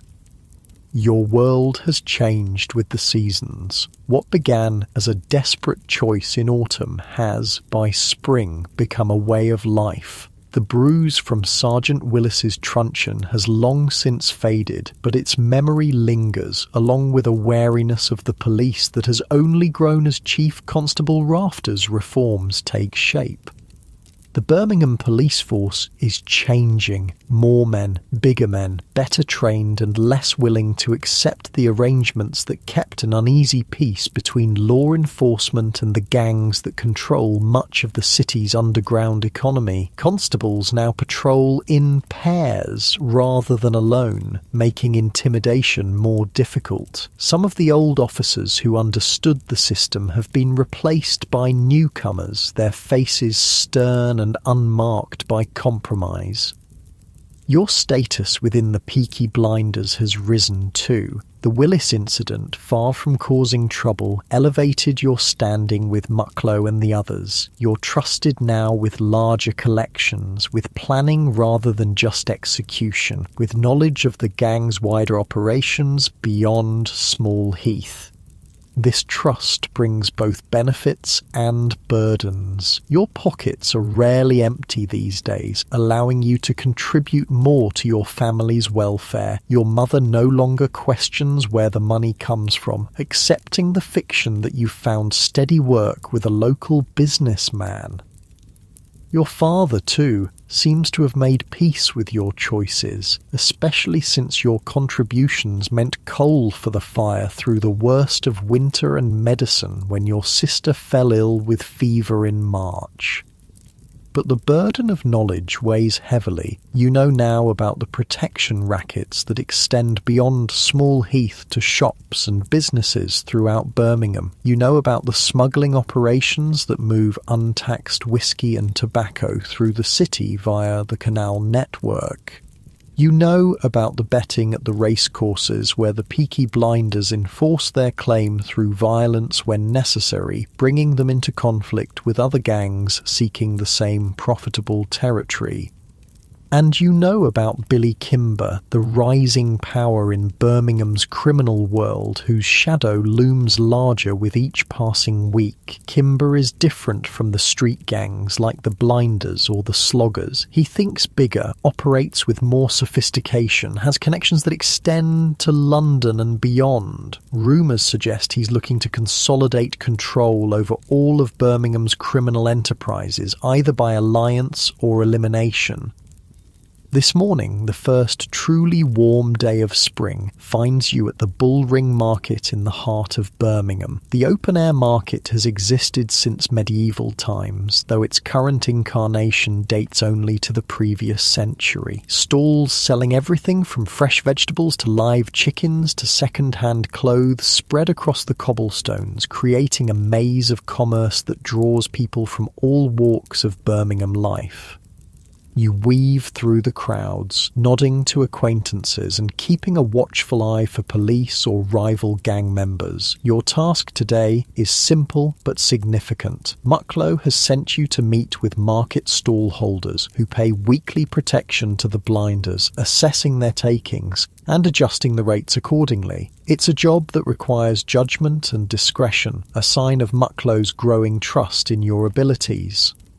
The smells of the market envelop you. Fresh bread from the bakery stalls, the earthy aroma of vegetables newly pulled from the ground, the less pleasant odours of fish and livestock. People jostle around you, a cross-section of Birmingham society. Factory workers' wives haggle over the price of cabbage and potatoes. Middle-class housewives, accompanied by maids carrying baskets, inspect cuts of meat with critical eyes. Street children dart between stalls, some begging, others with hands ready to slip into unguarded pockets. You stop at a vegetable stall run by an old man named Harris, who's been selling produce at the Bullring for over 40 years. His hands are gnarled from decades of hard work, his face deeply lined, but his eyes remain sharp as he watches you approach. "Morning," he greets you without warmth. Harris has never accepted the necessity of protection payments with good grace, though he's wise enough not to refuse outright. "Mr. Harris," you reply with a nod. "Fine day for business." He grunts, hands continuing to arrange carrots in neat rows. "What's the damage this week, then?" You cast an appraising eye over his stall. The spring vegetables look fresh and plentiful. New potatoes, young carrots, early peas in their pods. After the scarcity of winter, people are hungry for fresh produce, and Harris's prices reflect this seasonal demand. "Trade's picking up," you observe. "I'd say 7 shillings covers it." Harris's face darkens. "It was 5 last week." "Spring brings better business," you reply, the script familiar after months of similar conversations. "Our costs go up too." "What costs?" Harris demands, though he keeps his voice low. "Standing around looking menacing, not breaking my stall or my fingers, that what I'm paying for?" The bluntness catches you off guard. Usually, the fiction of protection from theft, from rival gangs, from mysterious accidents is maintained by both parties. Harris has never been so direct in naming the transaction for what it is: extortion. "Times are changing, Mr. Harris," you say, leaning closer to ensure no passers-by overhear. "Police getting more active, risks increasing, 7 shillings or we can't guarantee your stall's safety." Harris holds your gaze for a long moment, something like disgust flickering across his weathered features. Then he reaches beneath his stall and withdraws a small cloth pouch, counting out 7 shillings with deliberate slowness. "There," he says, holding out the coins. "Your blood money." You pocket the money, a familiar discomfort settling in your stomach. "See you next week," you say, turning to leave. "If I'm still here," Harris replies. "Rafter's been around, you know, talking to stall holders, saying things might change soon. This is news to you and potentially significant." "What things?" Harris shrugs, already turning his attention to a customer examining his potatoes. "Just that we shouldn't have to pay twice. Taxes to the city and protection to the likes of you. That honest businessman might soon be able to work without fear." You move on, unsettled by this information. If Rafter is personally visiting market traders, encouraging them to resist the protection rackets, it signals a more direct challenge to the Blinders' operations than the increased police presence alone. The next few collections proceed without incident, though you notice a new wariness in the stallholders' attitudes, a tension that wasn't present before. Something has changed in the atmosphere of the bullring, a shift in the balance of power that has defined Birmingham's underworld for decades. As you finish your rounds, a commotion near the market's edge draws your attention. A crowd has gathered, voices raised in excitement or alarm. Curiosity pulls you toward the disturbance, though caution keeps you at the periphery of the onlookers. Through gaps in the crowd, you glimpse the cause of the excitement. Police officers, at least 6 of them, surrounding a man pinned against a wall. The man wears the distinctive cap and clothing of a Peaky blinder, though from this distance you can't identify him. "What's happening?" you ask a woman standing nearby, keeping your tone casual despite the sudden pounding of your heart. "Police caught one of them Peaky blinders collecting protection money," she replies with evident satisfaction. "About time too, bleeding us dry they have been for years." The crowd parts momentarily, giving you a clear view of the captured blinder. With a jolt of recognition, you identify Eddie, his face bloodied from what appears to have been substantial resistance to arrest. 2 officers hold his arms while a third, larger man stands before him. Even from a distance, the latter's authoritative bearing marks him as someone of rank.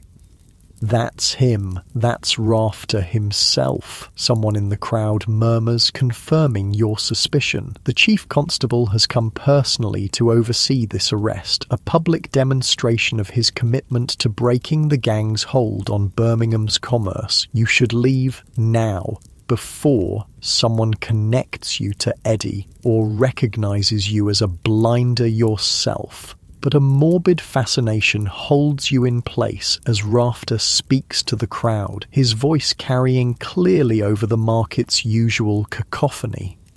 "This man has been arrested for extortion and assault," he announces. "For too long, these gangs have terrorized honest citizens of Birmingham, taking what they haven't earned, threatening those who refuse to pay. That ends now."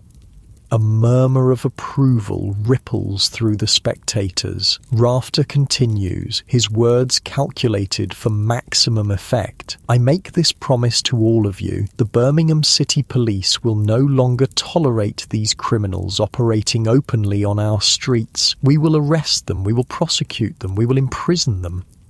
His gaze sweeps the crowd, and for a heart-stopping moment you think his eyes lock with yours, but then he turns away, giving a curt nod to his officers. They begin to lead Eddie away, presumably to the police station at Steelhouse Lane. The crowd begins to disperse, many faces showing a new hope or determination that sends a chill through you. This wasn't just an arrest, it was a declaration of war against the Peaky blinders and all they represent.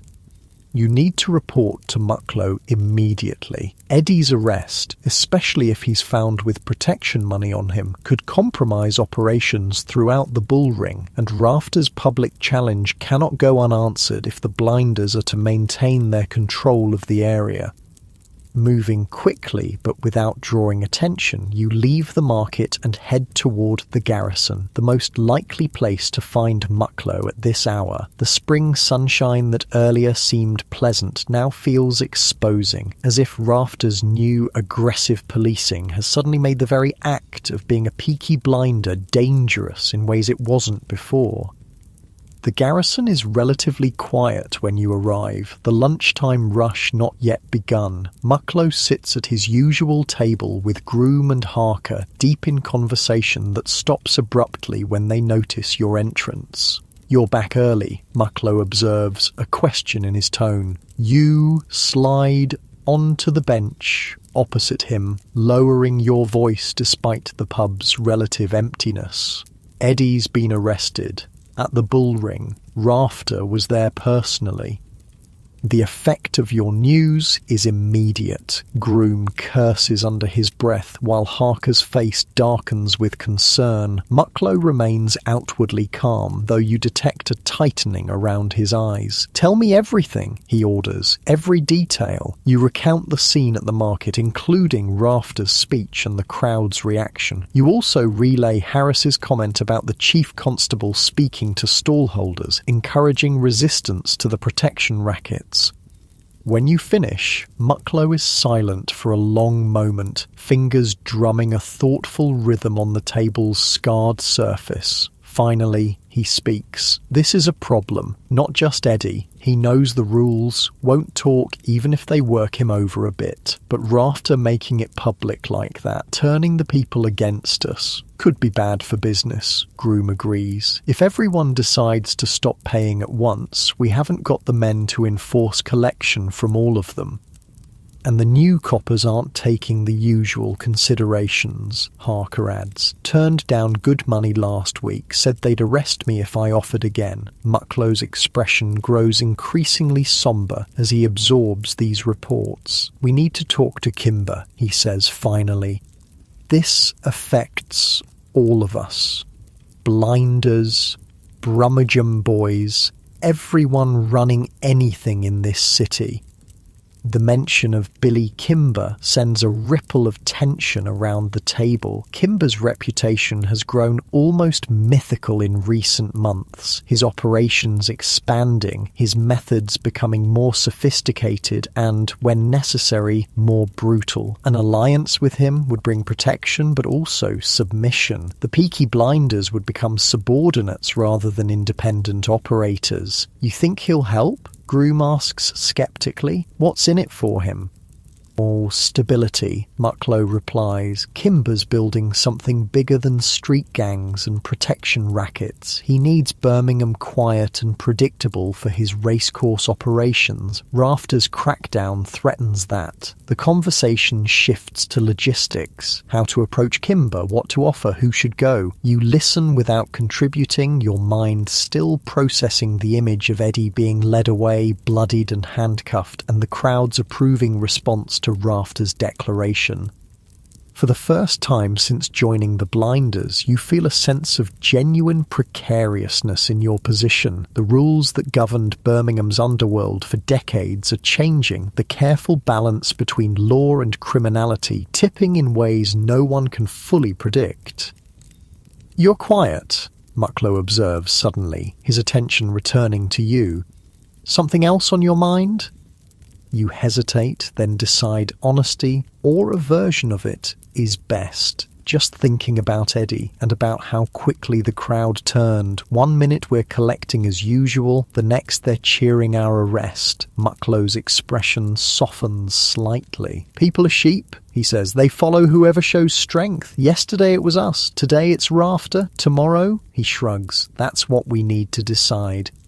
The meeting concludes with assignments. Groom to arrange a meeting with Kimber's representatives, Harker to warn other blinders about increased police presence, you to continue collections but with greater caution. Business continues despite Eddie's arrest and Rafter's challenge. The Peaky blinders have survived previous police crackdowns. They'll survive this one too. Or so you tell yourself as you leave the garrison and head toward home, the day's collections heavy in your pocket, but doubt has taken root, a persistent whisper questioning the path you've chosen and where it ultimately leads. At home, spring has brought subtle changes to the cramped back-to-back house. Windows, sealed against winter's chill for months, now stand open to admit fresh air. Your mother has placed a small pot with a sprouting green onion on the windowsill, a touch of life amid the urban grime. Your siblings play in the court outside rather than huddling by the fire, their voices carrying through the open door.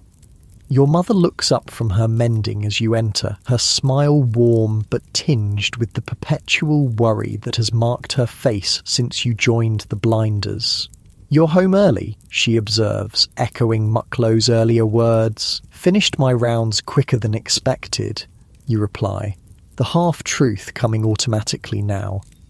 She nods, returning to her work. After a moment, she says casually, "Did you hear about the excitement at the Bull Ring? Mrs. Cartwright from 2 doors down was there. Said they arrested one of those Peaky blinders right in front of everyone." Your stomach tightens.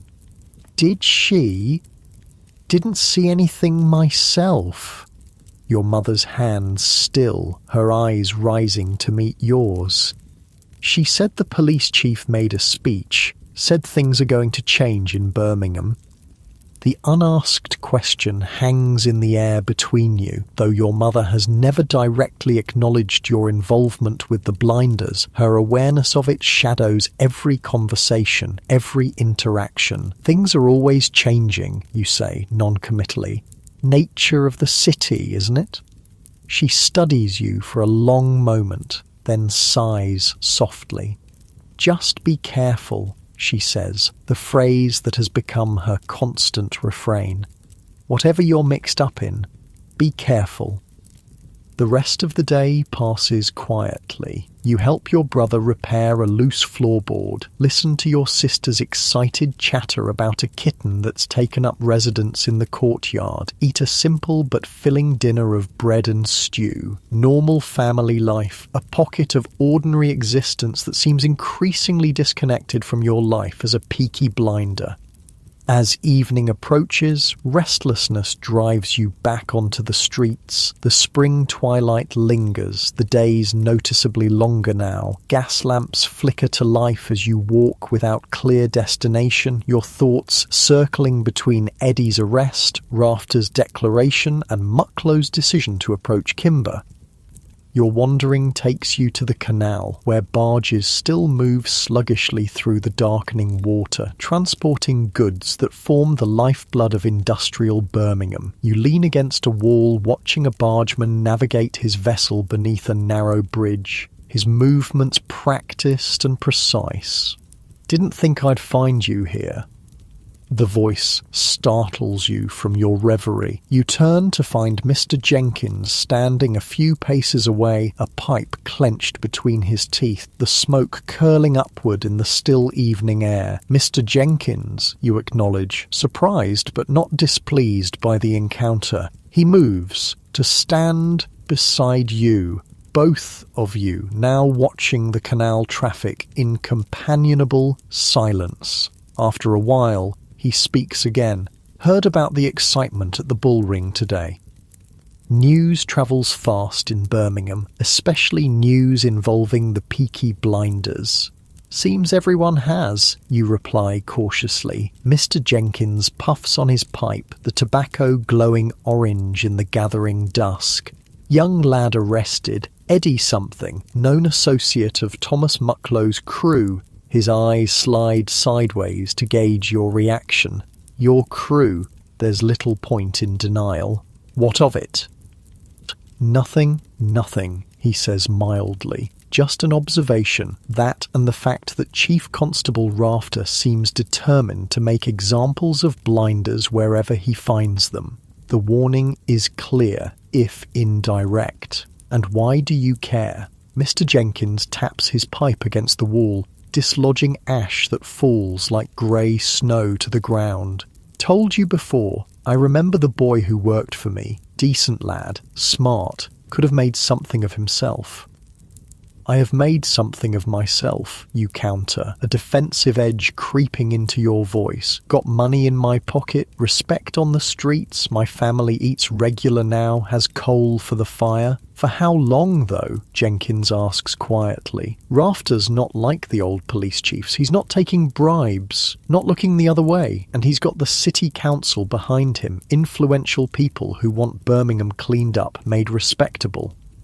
You've heard similar assessments from Mucklow, though expressed with less concern for your welfare. "The blinders have been around longer than Rafter. We'll outlast him too." Jenkins shakes his head slowly. "Maybe, maybe not. But even if the blinders survive, what about you personally? Prison's a hard place for a young man. Or worse." The worse hangs in the air between you, the unspoken fate of those who cross the wrong people or find themselves on the losing side when power shifts in Birmingham's underworld. Why are you telling me this, you ask, genuinely curious about his persistent interest in your welfare. Jenkins refills his pipe, the ritual giving him time to consider his answer. Let's just say I've seen how this story ends before. My brother, as I told you, others too. Young men who thought they were invincible, who believed the streets would always be theirs. He lights the fresh tobacco, drawing until it glows evenly. They were wrong. You want to dismiss his concerns, to reassure yourself that your situation is different, that you're smarter or luckier or better protected than those who came before. But Eddie's arrest and Rafter's public challenge have shaken your confidence, forced you to confront the precariousness of your position. What would you have me do? The question emerges more vulnerable than you intended. Go back to running errands for pennies? Watch my family struggle through another winter without enough food or heat? Jenkins regards you thoughtfully, smoke wreathing his head in the fading light. There are other paths, legitimate work that pays decent wages. I know people in the jewellery quarter always looking for apprentices with quick hands and sharp eyes, or the new automobile factories opening up. They pay better than the old ironworks, and it's honest labour. The suggestion that you might simply walk away from the blinders, start fresh in legitimate employment, is both tempting and terrifying. Tempting because it offers escape from the increasing dangers of gang life under Rafter's crackdown. Terrifying because it would mean surrendering the identity, the power, and the income you've built over these months. And there's another consideration, one Jenkins doesn't mention, but that weighs heavily on your mind. The blinders don't look kindly on desertion. Leaving would mean looking over your shoulder not just for Rafter's police, but for your former associates, men who know where you live, where your family sleeps. It's not that simple, you say finally. Jenkins sighs, a sound of resignation rather than surprise. It never is. But the offer stands if you ever decide you want out. I can make introductions, speak for your character. The conversation shifts to more neutral topics. The spring weather, the price of coal, predictions for Birmingham City's football prospects, normal talk between acquaintances, a brief respite from the weightier matters that occupy your thoughts. As you part ways later, Jenkins heading home to his rooms above the pawn shop and you back towards Small Heath, his parting words follow you through the darkening streets. Remember, there's always a choice. Might not be an easy one, might come with consequences you'd rather not face. But it's still a choice. The same words he spoke to you months ago after the confrontation with Sergeant Willis. They resonated then, but they strike deeper now as Birmingham's underworld stands on the brink of transformation and your place within it grows increasingly uncertain.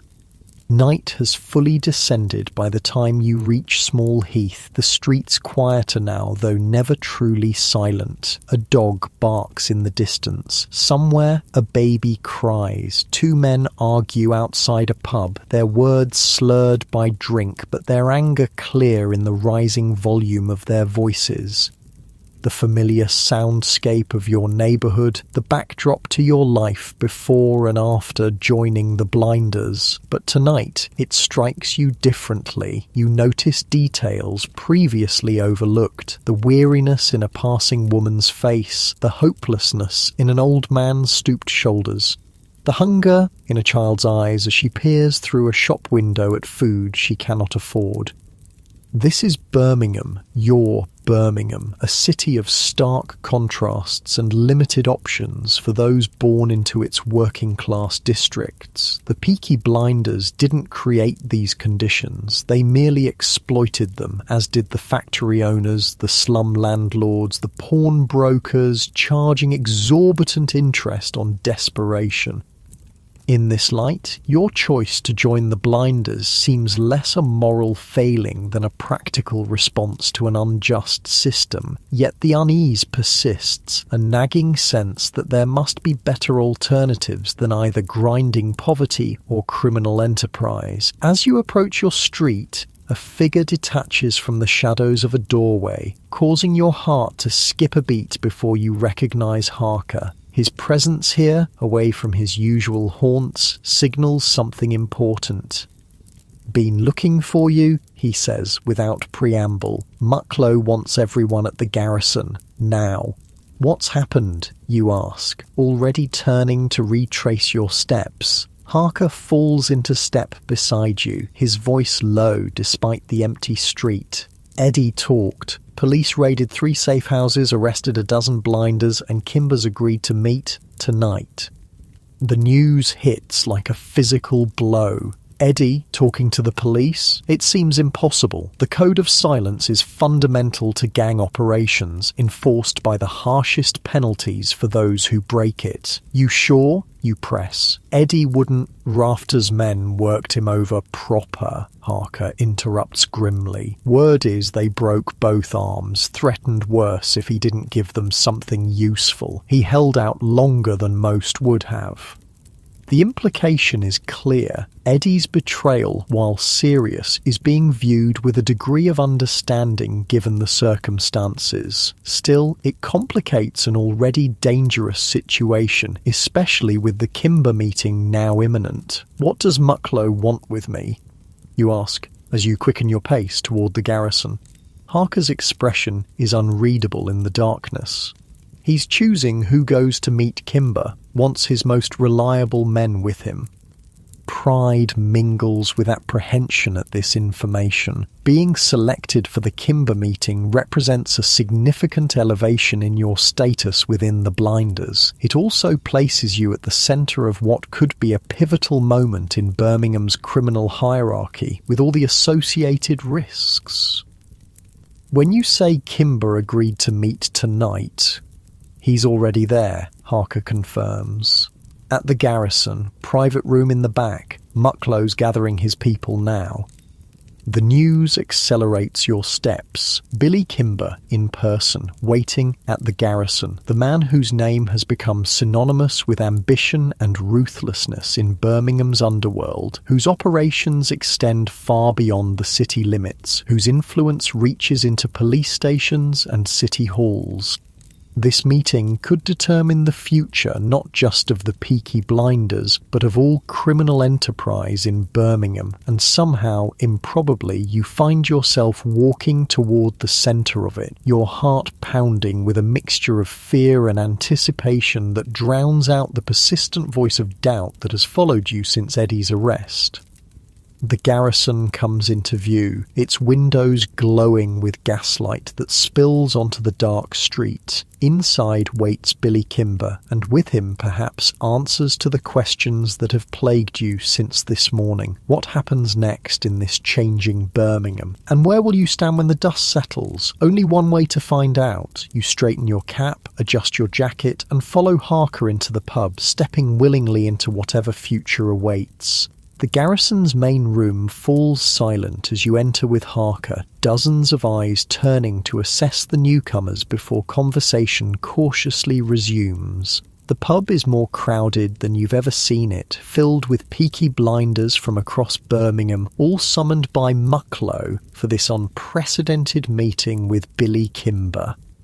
You recognise most of the faces, men you've worked alongside over the months, fought beside in street brawls and collection disputes. Their expressions reflect the gravity of the situation, tense, wary, some trying to mask apprehension behind false bravado. Eddie's arrest and subsequent betrayal have shaken everyone, a stark reminder of their vulnerability in this changing city.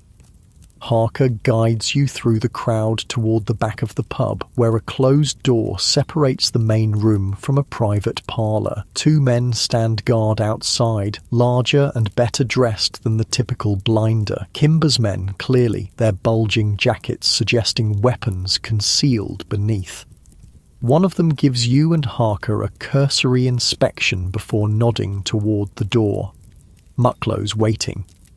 The private parlour is thick with tobacco smoke that stings your eyes and catches in your throat. A gas lamp on the wall casts yellow light over a scene that immediately burns itself into your memory. Thomas Mucklow and George Groom seated at one side of a square table, Billy Kimber and an unknown man at the other. Kimber is not what you expected. The fearsome reputation had conjured images of a physically imposing figure, but the man before you is of average height and build, impeccably dressed in a suit that costs more than your family's entire possessions combined. His face is unremarkable, except for his eyes, cold, calculating, assessing you with the detached interest of a butcher appraising livestock. These are the last two, Mucklow says, gesturing to you and Harker, my most reliable men.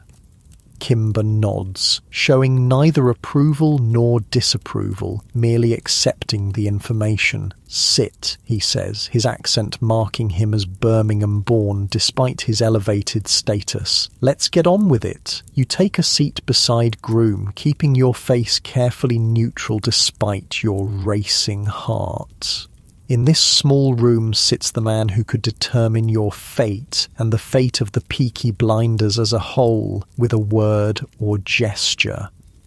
As I was saying, Kimber continues, addressing Mucklow as if there had been no interruption, Rafter's crackdown changes things. He's got backing from the city council, from businessmen who want Birmingham cleaned up for investment. He's bringing in officers from London, men with no local ties, no understanding of how things work here. Mucklow nods grimly. We've noticed they're refusing the usual considerations, making examples of our people.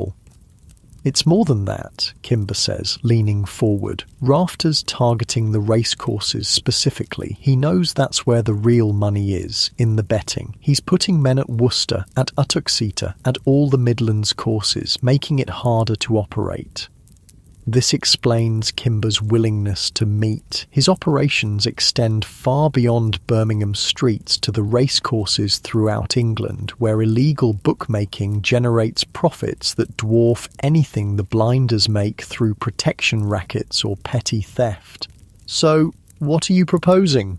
Mucklow asks, coming directly to the point.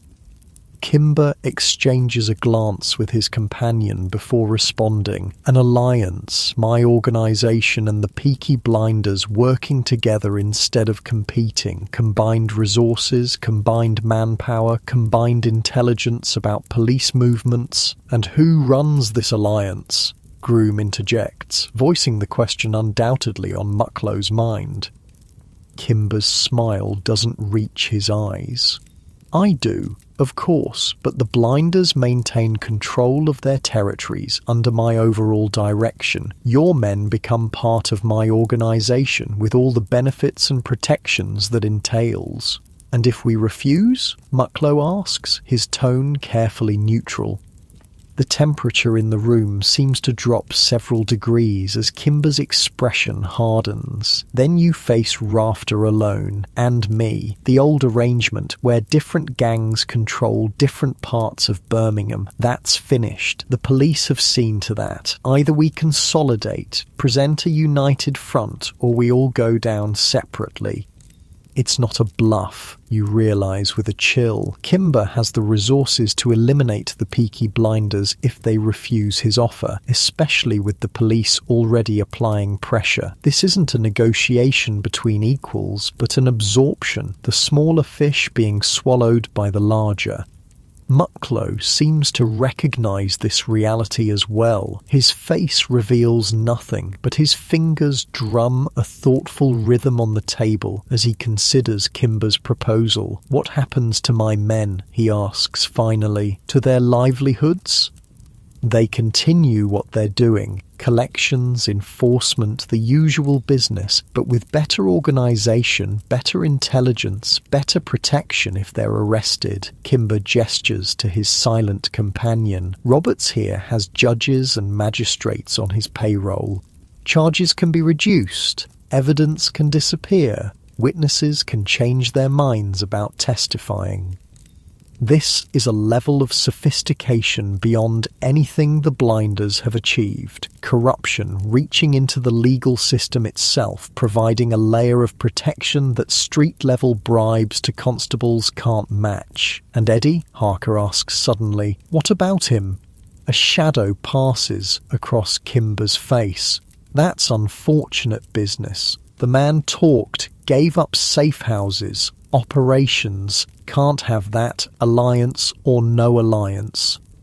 The implication is clear, and a chill runs through you. Eddie's fate is sealed, regardless of what happens in this room tonight. Once released, if he's released, he won't survive long in Birmingham. Mucklow catches your eye briefly, a silent communication passing between you. He's going to accept Kimber's offer. He has little choice, but the terms, the details of how the Blinders will fit into this new organisation, those remain to be negotiated. We need assurances, Mucklow says, turning back to Kimber. Guarantees about territory, about our people's positions, about how profits are shared. Naturally, Kimber agrees smoothly. I'm a businessman, not a tyrant. Fair treatment for those who are loyal and competent. What follows is a detailed negotiation that stretches into the night, territories defined, responsibilities assigned, percentages of various operations allocated between Kimber's organisation and the Blinders. You contribute when your knowledge of specific areas or operations is relevant, but otherwise observe in silence, absorbing the reality of this new order taking shape before you. By the time agreements are reached and hands are shaken, the gas lamp has burned low and exhaustion weighs on every man in the room. But beneath the fatigue, you sense something else, a new tension, a realignment of loyalties and expectations that will reshape Birmingham's underworld for years to come. As the meeting concludes, Kimber beckons you specifically to his side, a gesture that draws curious looks from the others. Mucklow says you're sharp, he says, studying your face with those cold, assessing eyes. Says you understand how things work, adapt quickly to changing circumstances. You maintain his gaze despite the intimidation factor. I try to, sir. Good. We'll need men like that in the days ahead. He passes you a card with an address written in elegant script. Come see me tomorrow afternoon. There may be opportunities for advancement in the new arrangement. The card feels heavy in your hand, weighted with implications beyond its physical presence. This is an elevation beyond anything you could have imagined when you joined the Blinders last autumn. Direct recognition from Billy Kimber himself, the possibility of a position in his inner circle. Outside the garrison, the night has deepened, stars barely visible through Birmingham's perpetual haze of industrial smoke. The streets are quiet now, most honest citizens long abed, even the usual nighttime denizens of pubs and gambling dens having sought their rest. Mucklow walks beside you for a few blocks, both of you silent, processing the night's events. Finally, he speaks. Kimber's taken a shine to you. That's good and bad. How so? You ask, the card still clutched in your hand. Good because it means opportunity, protection. Bad because he'll expect more from you than I ever did. Loyalty, above all, absolute loyalty. Mucklow stops, turning to face you directly. Kimber doesn't forgive mistakes or tolerate divided allegiances. Once you're his man, you're his completely. The warning is clear, delivered with a surprising degree of concern from a man not known for sentimentality. You think I shouldn't go tomorrow? Mucklow shrugs. Didn't say that, just making sure you understand what you're walking into. Kimber operates differently than we do. More money, more power, but also more risk if things go wrong. And things can always go wrong. You consider his words as you resume walking. The path before you has suddenly forked, offering choices you never anticipated. Continue as a Peaky blinder under Mucklow's direct leadership, now subordinate to Kimber's organisation. Advance into Kimber's inner circle with all the opportunities and dangers that entails. Or the option that whispers at the edges of your consciousness: walk away entirely. Take Jenkins up on his offer of legitimate work in the jewellery quarter or the automobile factories. Each choice carries consequences, not just for you but for your family, who have grown accustomed to the relative comfort your blinder earnings provide. Each represents a different vision of your future in Birmingham, the city that shaped you, constrained you, and now offers these divergent paths. Think about it overnight, Mucklow advises, as you reach the point where your routes home separate. Decisions like this shouldn't be rushed. You nod, grateful for his unexpected wisdom. What about you? What will you do under Kimber? A sardonic smile crosses Mucklow's face. Adapt, survive. It's what we Brummies do, isn't it? The city changes, the factories change, the police change. We change with them, or we get swept away. With that philosophical observation, so atypical of his usual pragmatism, he claps you on the shoulder and turns away, disappearing into the labyrinth of dark streets that make up Small Heath. Your own journey home takes you past familiar landmarks transformed by night into mysterious shadows. The ironworks where your father toils daily, now silent until morning. The church whose bells mark the hours of your life. The canal that carries goods and secrets through the heart of the city. Birmingham sleeps, or at least pretends to, its industrial pulse temporarily quieted, though never fully stilled. In a few hours, the factories will roar to life again. The streets will fill with workers, the markets will buzz with commerce. The eternal cycle of the city, unchanging, despite the personal dramas played out within its sooty embrace. Your home is dark when you arrive, your family long asleep. You move through the small rooms with practiced stealth, avoiding the creaking floorboard near the stairs, the loose nail by your parents' bed. In the dim light filtering through the uncurtained window, you can make out the sleeping forms of your siblings, their faces peaceful in repose, untroubled by the decisions that weigh on you. Sleep eludes you despite your exhaustion. You lie on your thin mattress, staring at the ceiling, turning over the events of the day and the choices before you. Kimber's card rests on the floor beside you, its presence a tangible reminder of tomorrow's appointment and all it represents. In the quiet darkness, other voices intrude on your thoughts. Mr. Jenkins offering a different path, your mother's constant refrain to be careful, Rafter declaring war on Birmingham's gangs, Eddie's betrayal under police pressure, Mucklow's warning about Kimber's expectations of absolute loyalty. The hours pass, marked by the distant church bells. Midnight, 1, 2. Your mind continues its restless circling until, somewhere near 3, exhaustion finally claims you, pulling you into a fitful sleep filled with fragmented dreams of pursuing police and shadowy figures in flat caps. Dawn arrives too soon, grey light seeping through the window and across the floor of the crowded room. Your body aches from the night's poor rest, but your mind feels clearer somehow, as if the tumultuous thoughts have settled during sleep into some semblance of order. You rise quietly, dress, and slip out of the house before the rest of your family wakes. The early morning streets have a different character than those of night. Workers beginning their day, shopkeepers preparing to open, the first tendrils of smoke rising from factory chimneys as furnaces are stoked for the day's production.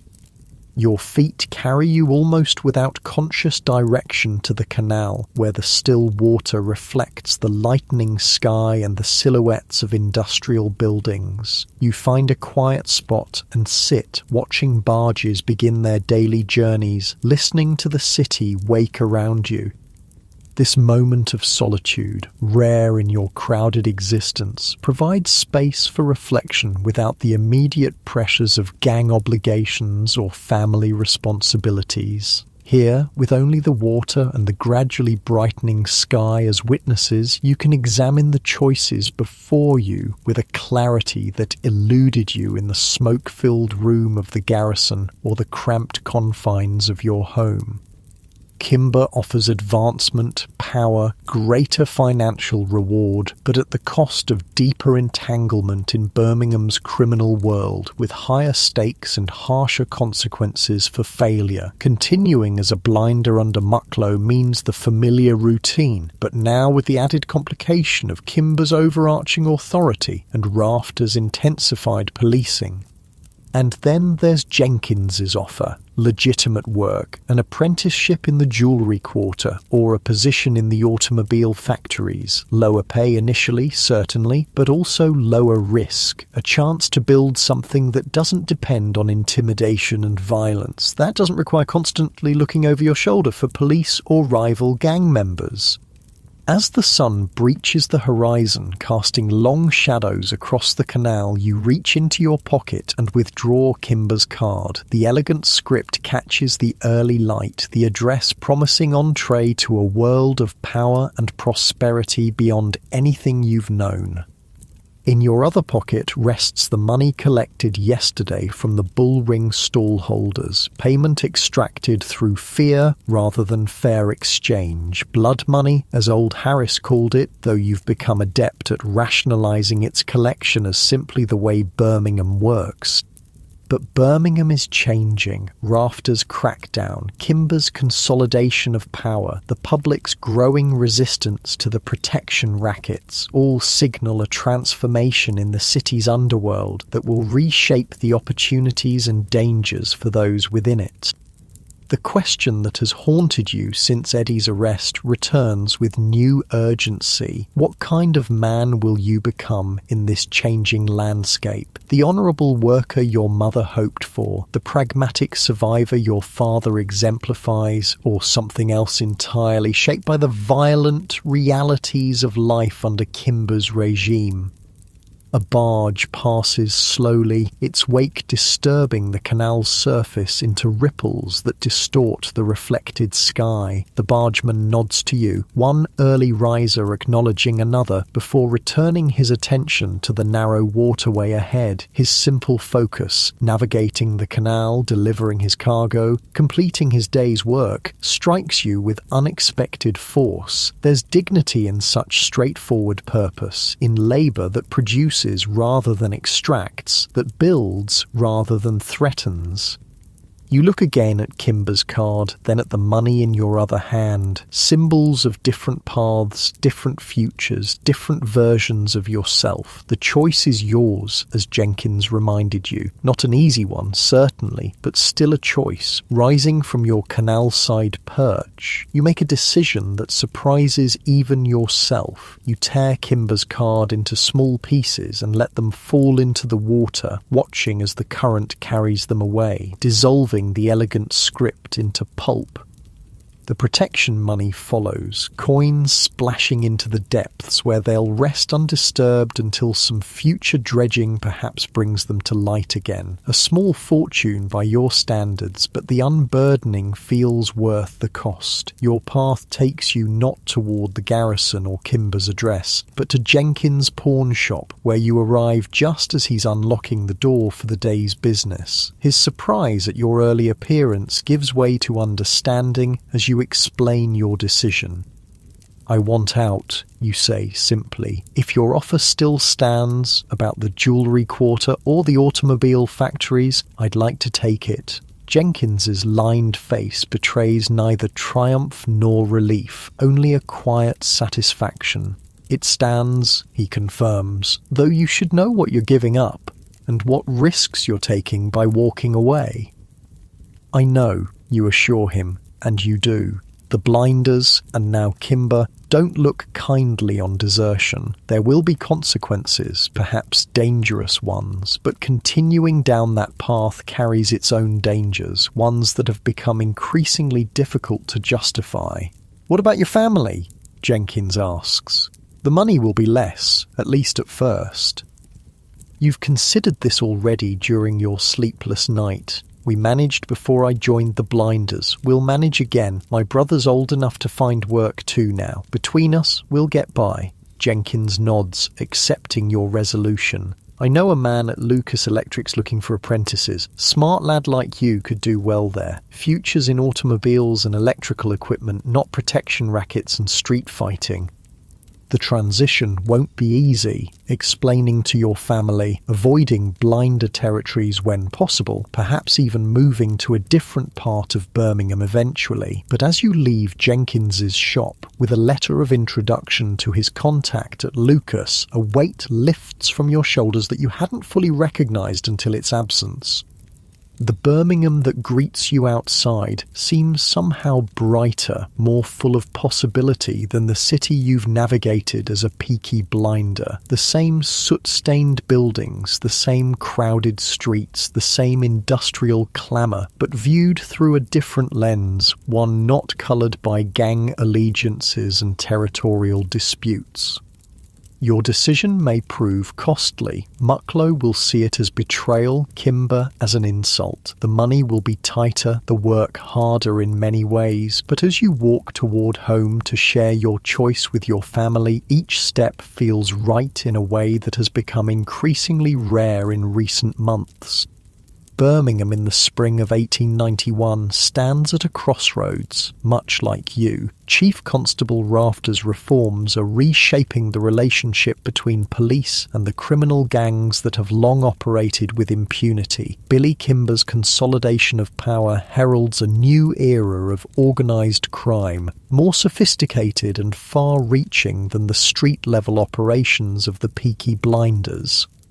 And you, a small figure in this industrial landscape, have chosen your own path forward. Neither the continued descent into Kimber's world nor the uncertain protection of Mucklow's diminished blinders, but a third option that offers something rarer than money or power. The chance to build rather than destroy, to create rather than intimidate.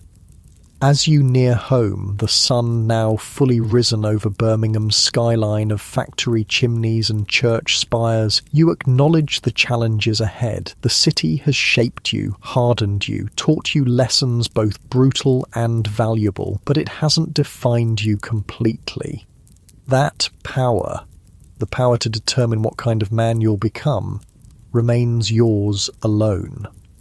Your mother looks up as you enter, surprise registering at your early return and the absence of your Peaky blinder uniform, the cap, the tailored jacket, the polished boots all left behind or discarded. "What's happened?" she asks, concern immediate in her voice. You sit at the small table, gesture for her to join you. "I've made a decision," you begin, and proceed to explain the choice you've made, the apprenticeship opportunity, the change in direction. Her initial skepticism gives way to cautious hope as you outline your reasoning. When you finish, she reaches across the table to take your hand, her work-roughened fingers closing around yours with surprising strength. "I always knew," she says softly, "that you were better than the path you'd chosen, knew the real you was still in there somewhere." Her words echo Jenkins from months ago, the faith both had maintained in the person beneath the Peaky blinder exterior. Their belief, it seems, was not misplaced, though it took the tumultuous events of recent days to bring that person back to the surface.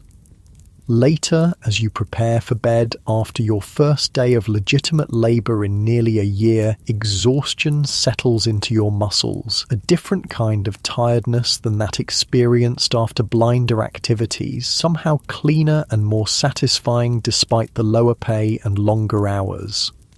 The small room feels different too, though nothing has physically changed. The walls that once seemed to press in claustrophobically now offer security rather than confinement. The sounds of your family settling for the night, your mother's quiet humming, your sister's whispered conversations with her doll, your brother's soft snoring, create a symphony of ordinary life that suddenly seems extraordinary in its simple normalcy.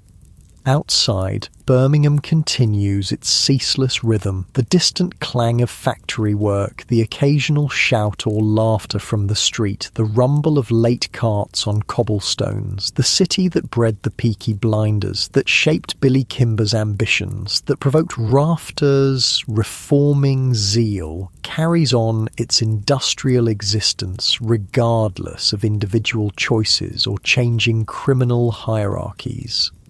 But within this small back-to-back house in Small Heath, something has shifted. A different future has been chosen, a different path embarked upon. Not an easy one, certainly, but one that allows for rest without the weight of violence and intimidation pressing on your conscience.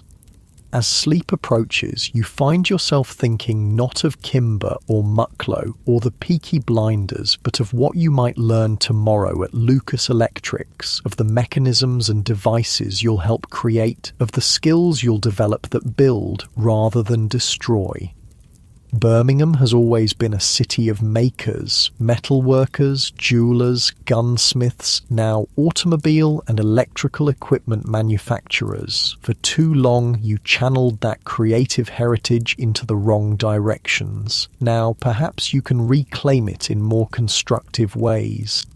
The church bells strike midnight as you drift towards sleep, marking the end of this momentous day and the beginning of another. Tomorrow brings its own challenges, avoiding former associates, learning new skills, adjusting to legitimate employment, stricter schedules and lower compensation. But it also brings possibilities that were closing off in your previous life. The chance to walk the streets without constantly watching for police or rival gang members. The opportunity to develop abilities beyond intimidation and violence. The potential to become someone your family can acknowledge openly rather than through the fiction of working for a local businessman. Sleep comes easier than it has in months, your body relaxing into the thin mattress, your mind releasing the constant vigilance required of a Peaky Blinder. Dreams, when they come, contain no pursuing police or shadowy figures in flat caps, only the ordinary surrealism of untroubled rest. Birmingham's industrial heart beats on through the night, its rhythms unchanged by your individual choice. The Peaky Blinders continue their operations, now under Kimber's ultimate authority. Rafter pursues his campaign to clean up the city's streets. The eternal dance of power and survival plays out across the sooty stage of England's second city. But you sleep, truly sleep, for the first time since donning the peaked cap last autumn. Tomorrow brings a new chapter, not just for Birmingham as it navigates the changing criminal landscape, but for you personally as you step away from the path that once seemed inevitable.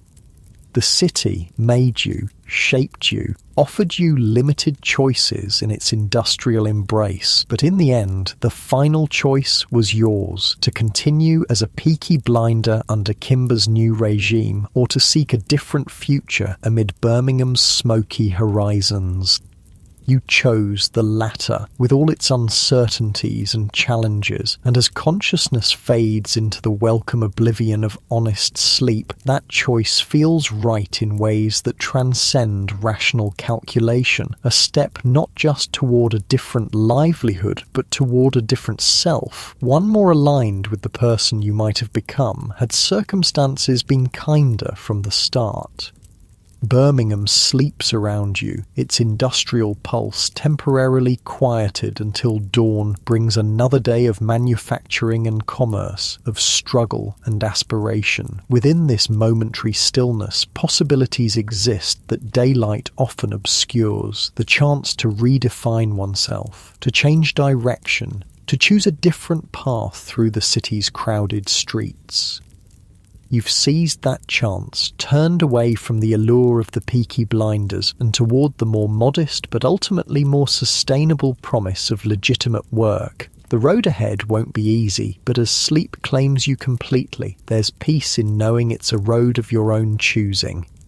And in Birmingham in 1891, where poverty and industrial exploitation limit options for so many, the power to choose one's own path is perhaps the most valuable possession of all, more precious than the protection money now resting at the bottom of the canal, more significant than Kimber's torn card dissolving in the water, more enduring than the brief authority conferred by a peaked cap and a feared reputation. In the end, Birmingham is what it has always been, a city of contrasts and compromises, of industry and poverty, of opportunity and constraint. The Peaky Blinders emerged from these conditions, a response to limited options and systemic inequalities. Your journey through their ranks and ultimate departure reflects both the allure they offered and the cost they extracted. As the night deepens toward dawn, your breathing slows and deepens, your body finally surrendering to the restorative embrace of untroubled sleep. Tomorrow brings new challenges, but also new possibilities, a future neither predetermined by Birmingham's harsh realities nor constrained by the Peaky Blinders' violent code. Your own path, chosen despite the forces arrayed against such choice. Your own future, uncertain but authentic. Your own life, reclaimed from the peaked caps and razor blades that give the blinders their fearsome name. In this moment of peaceful sleep amid the industrial heart of Victorian England, that reclamation feels like victory enough.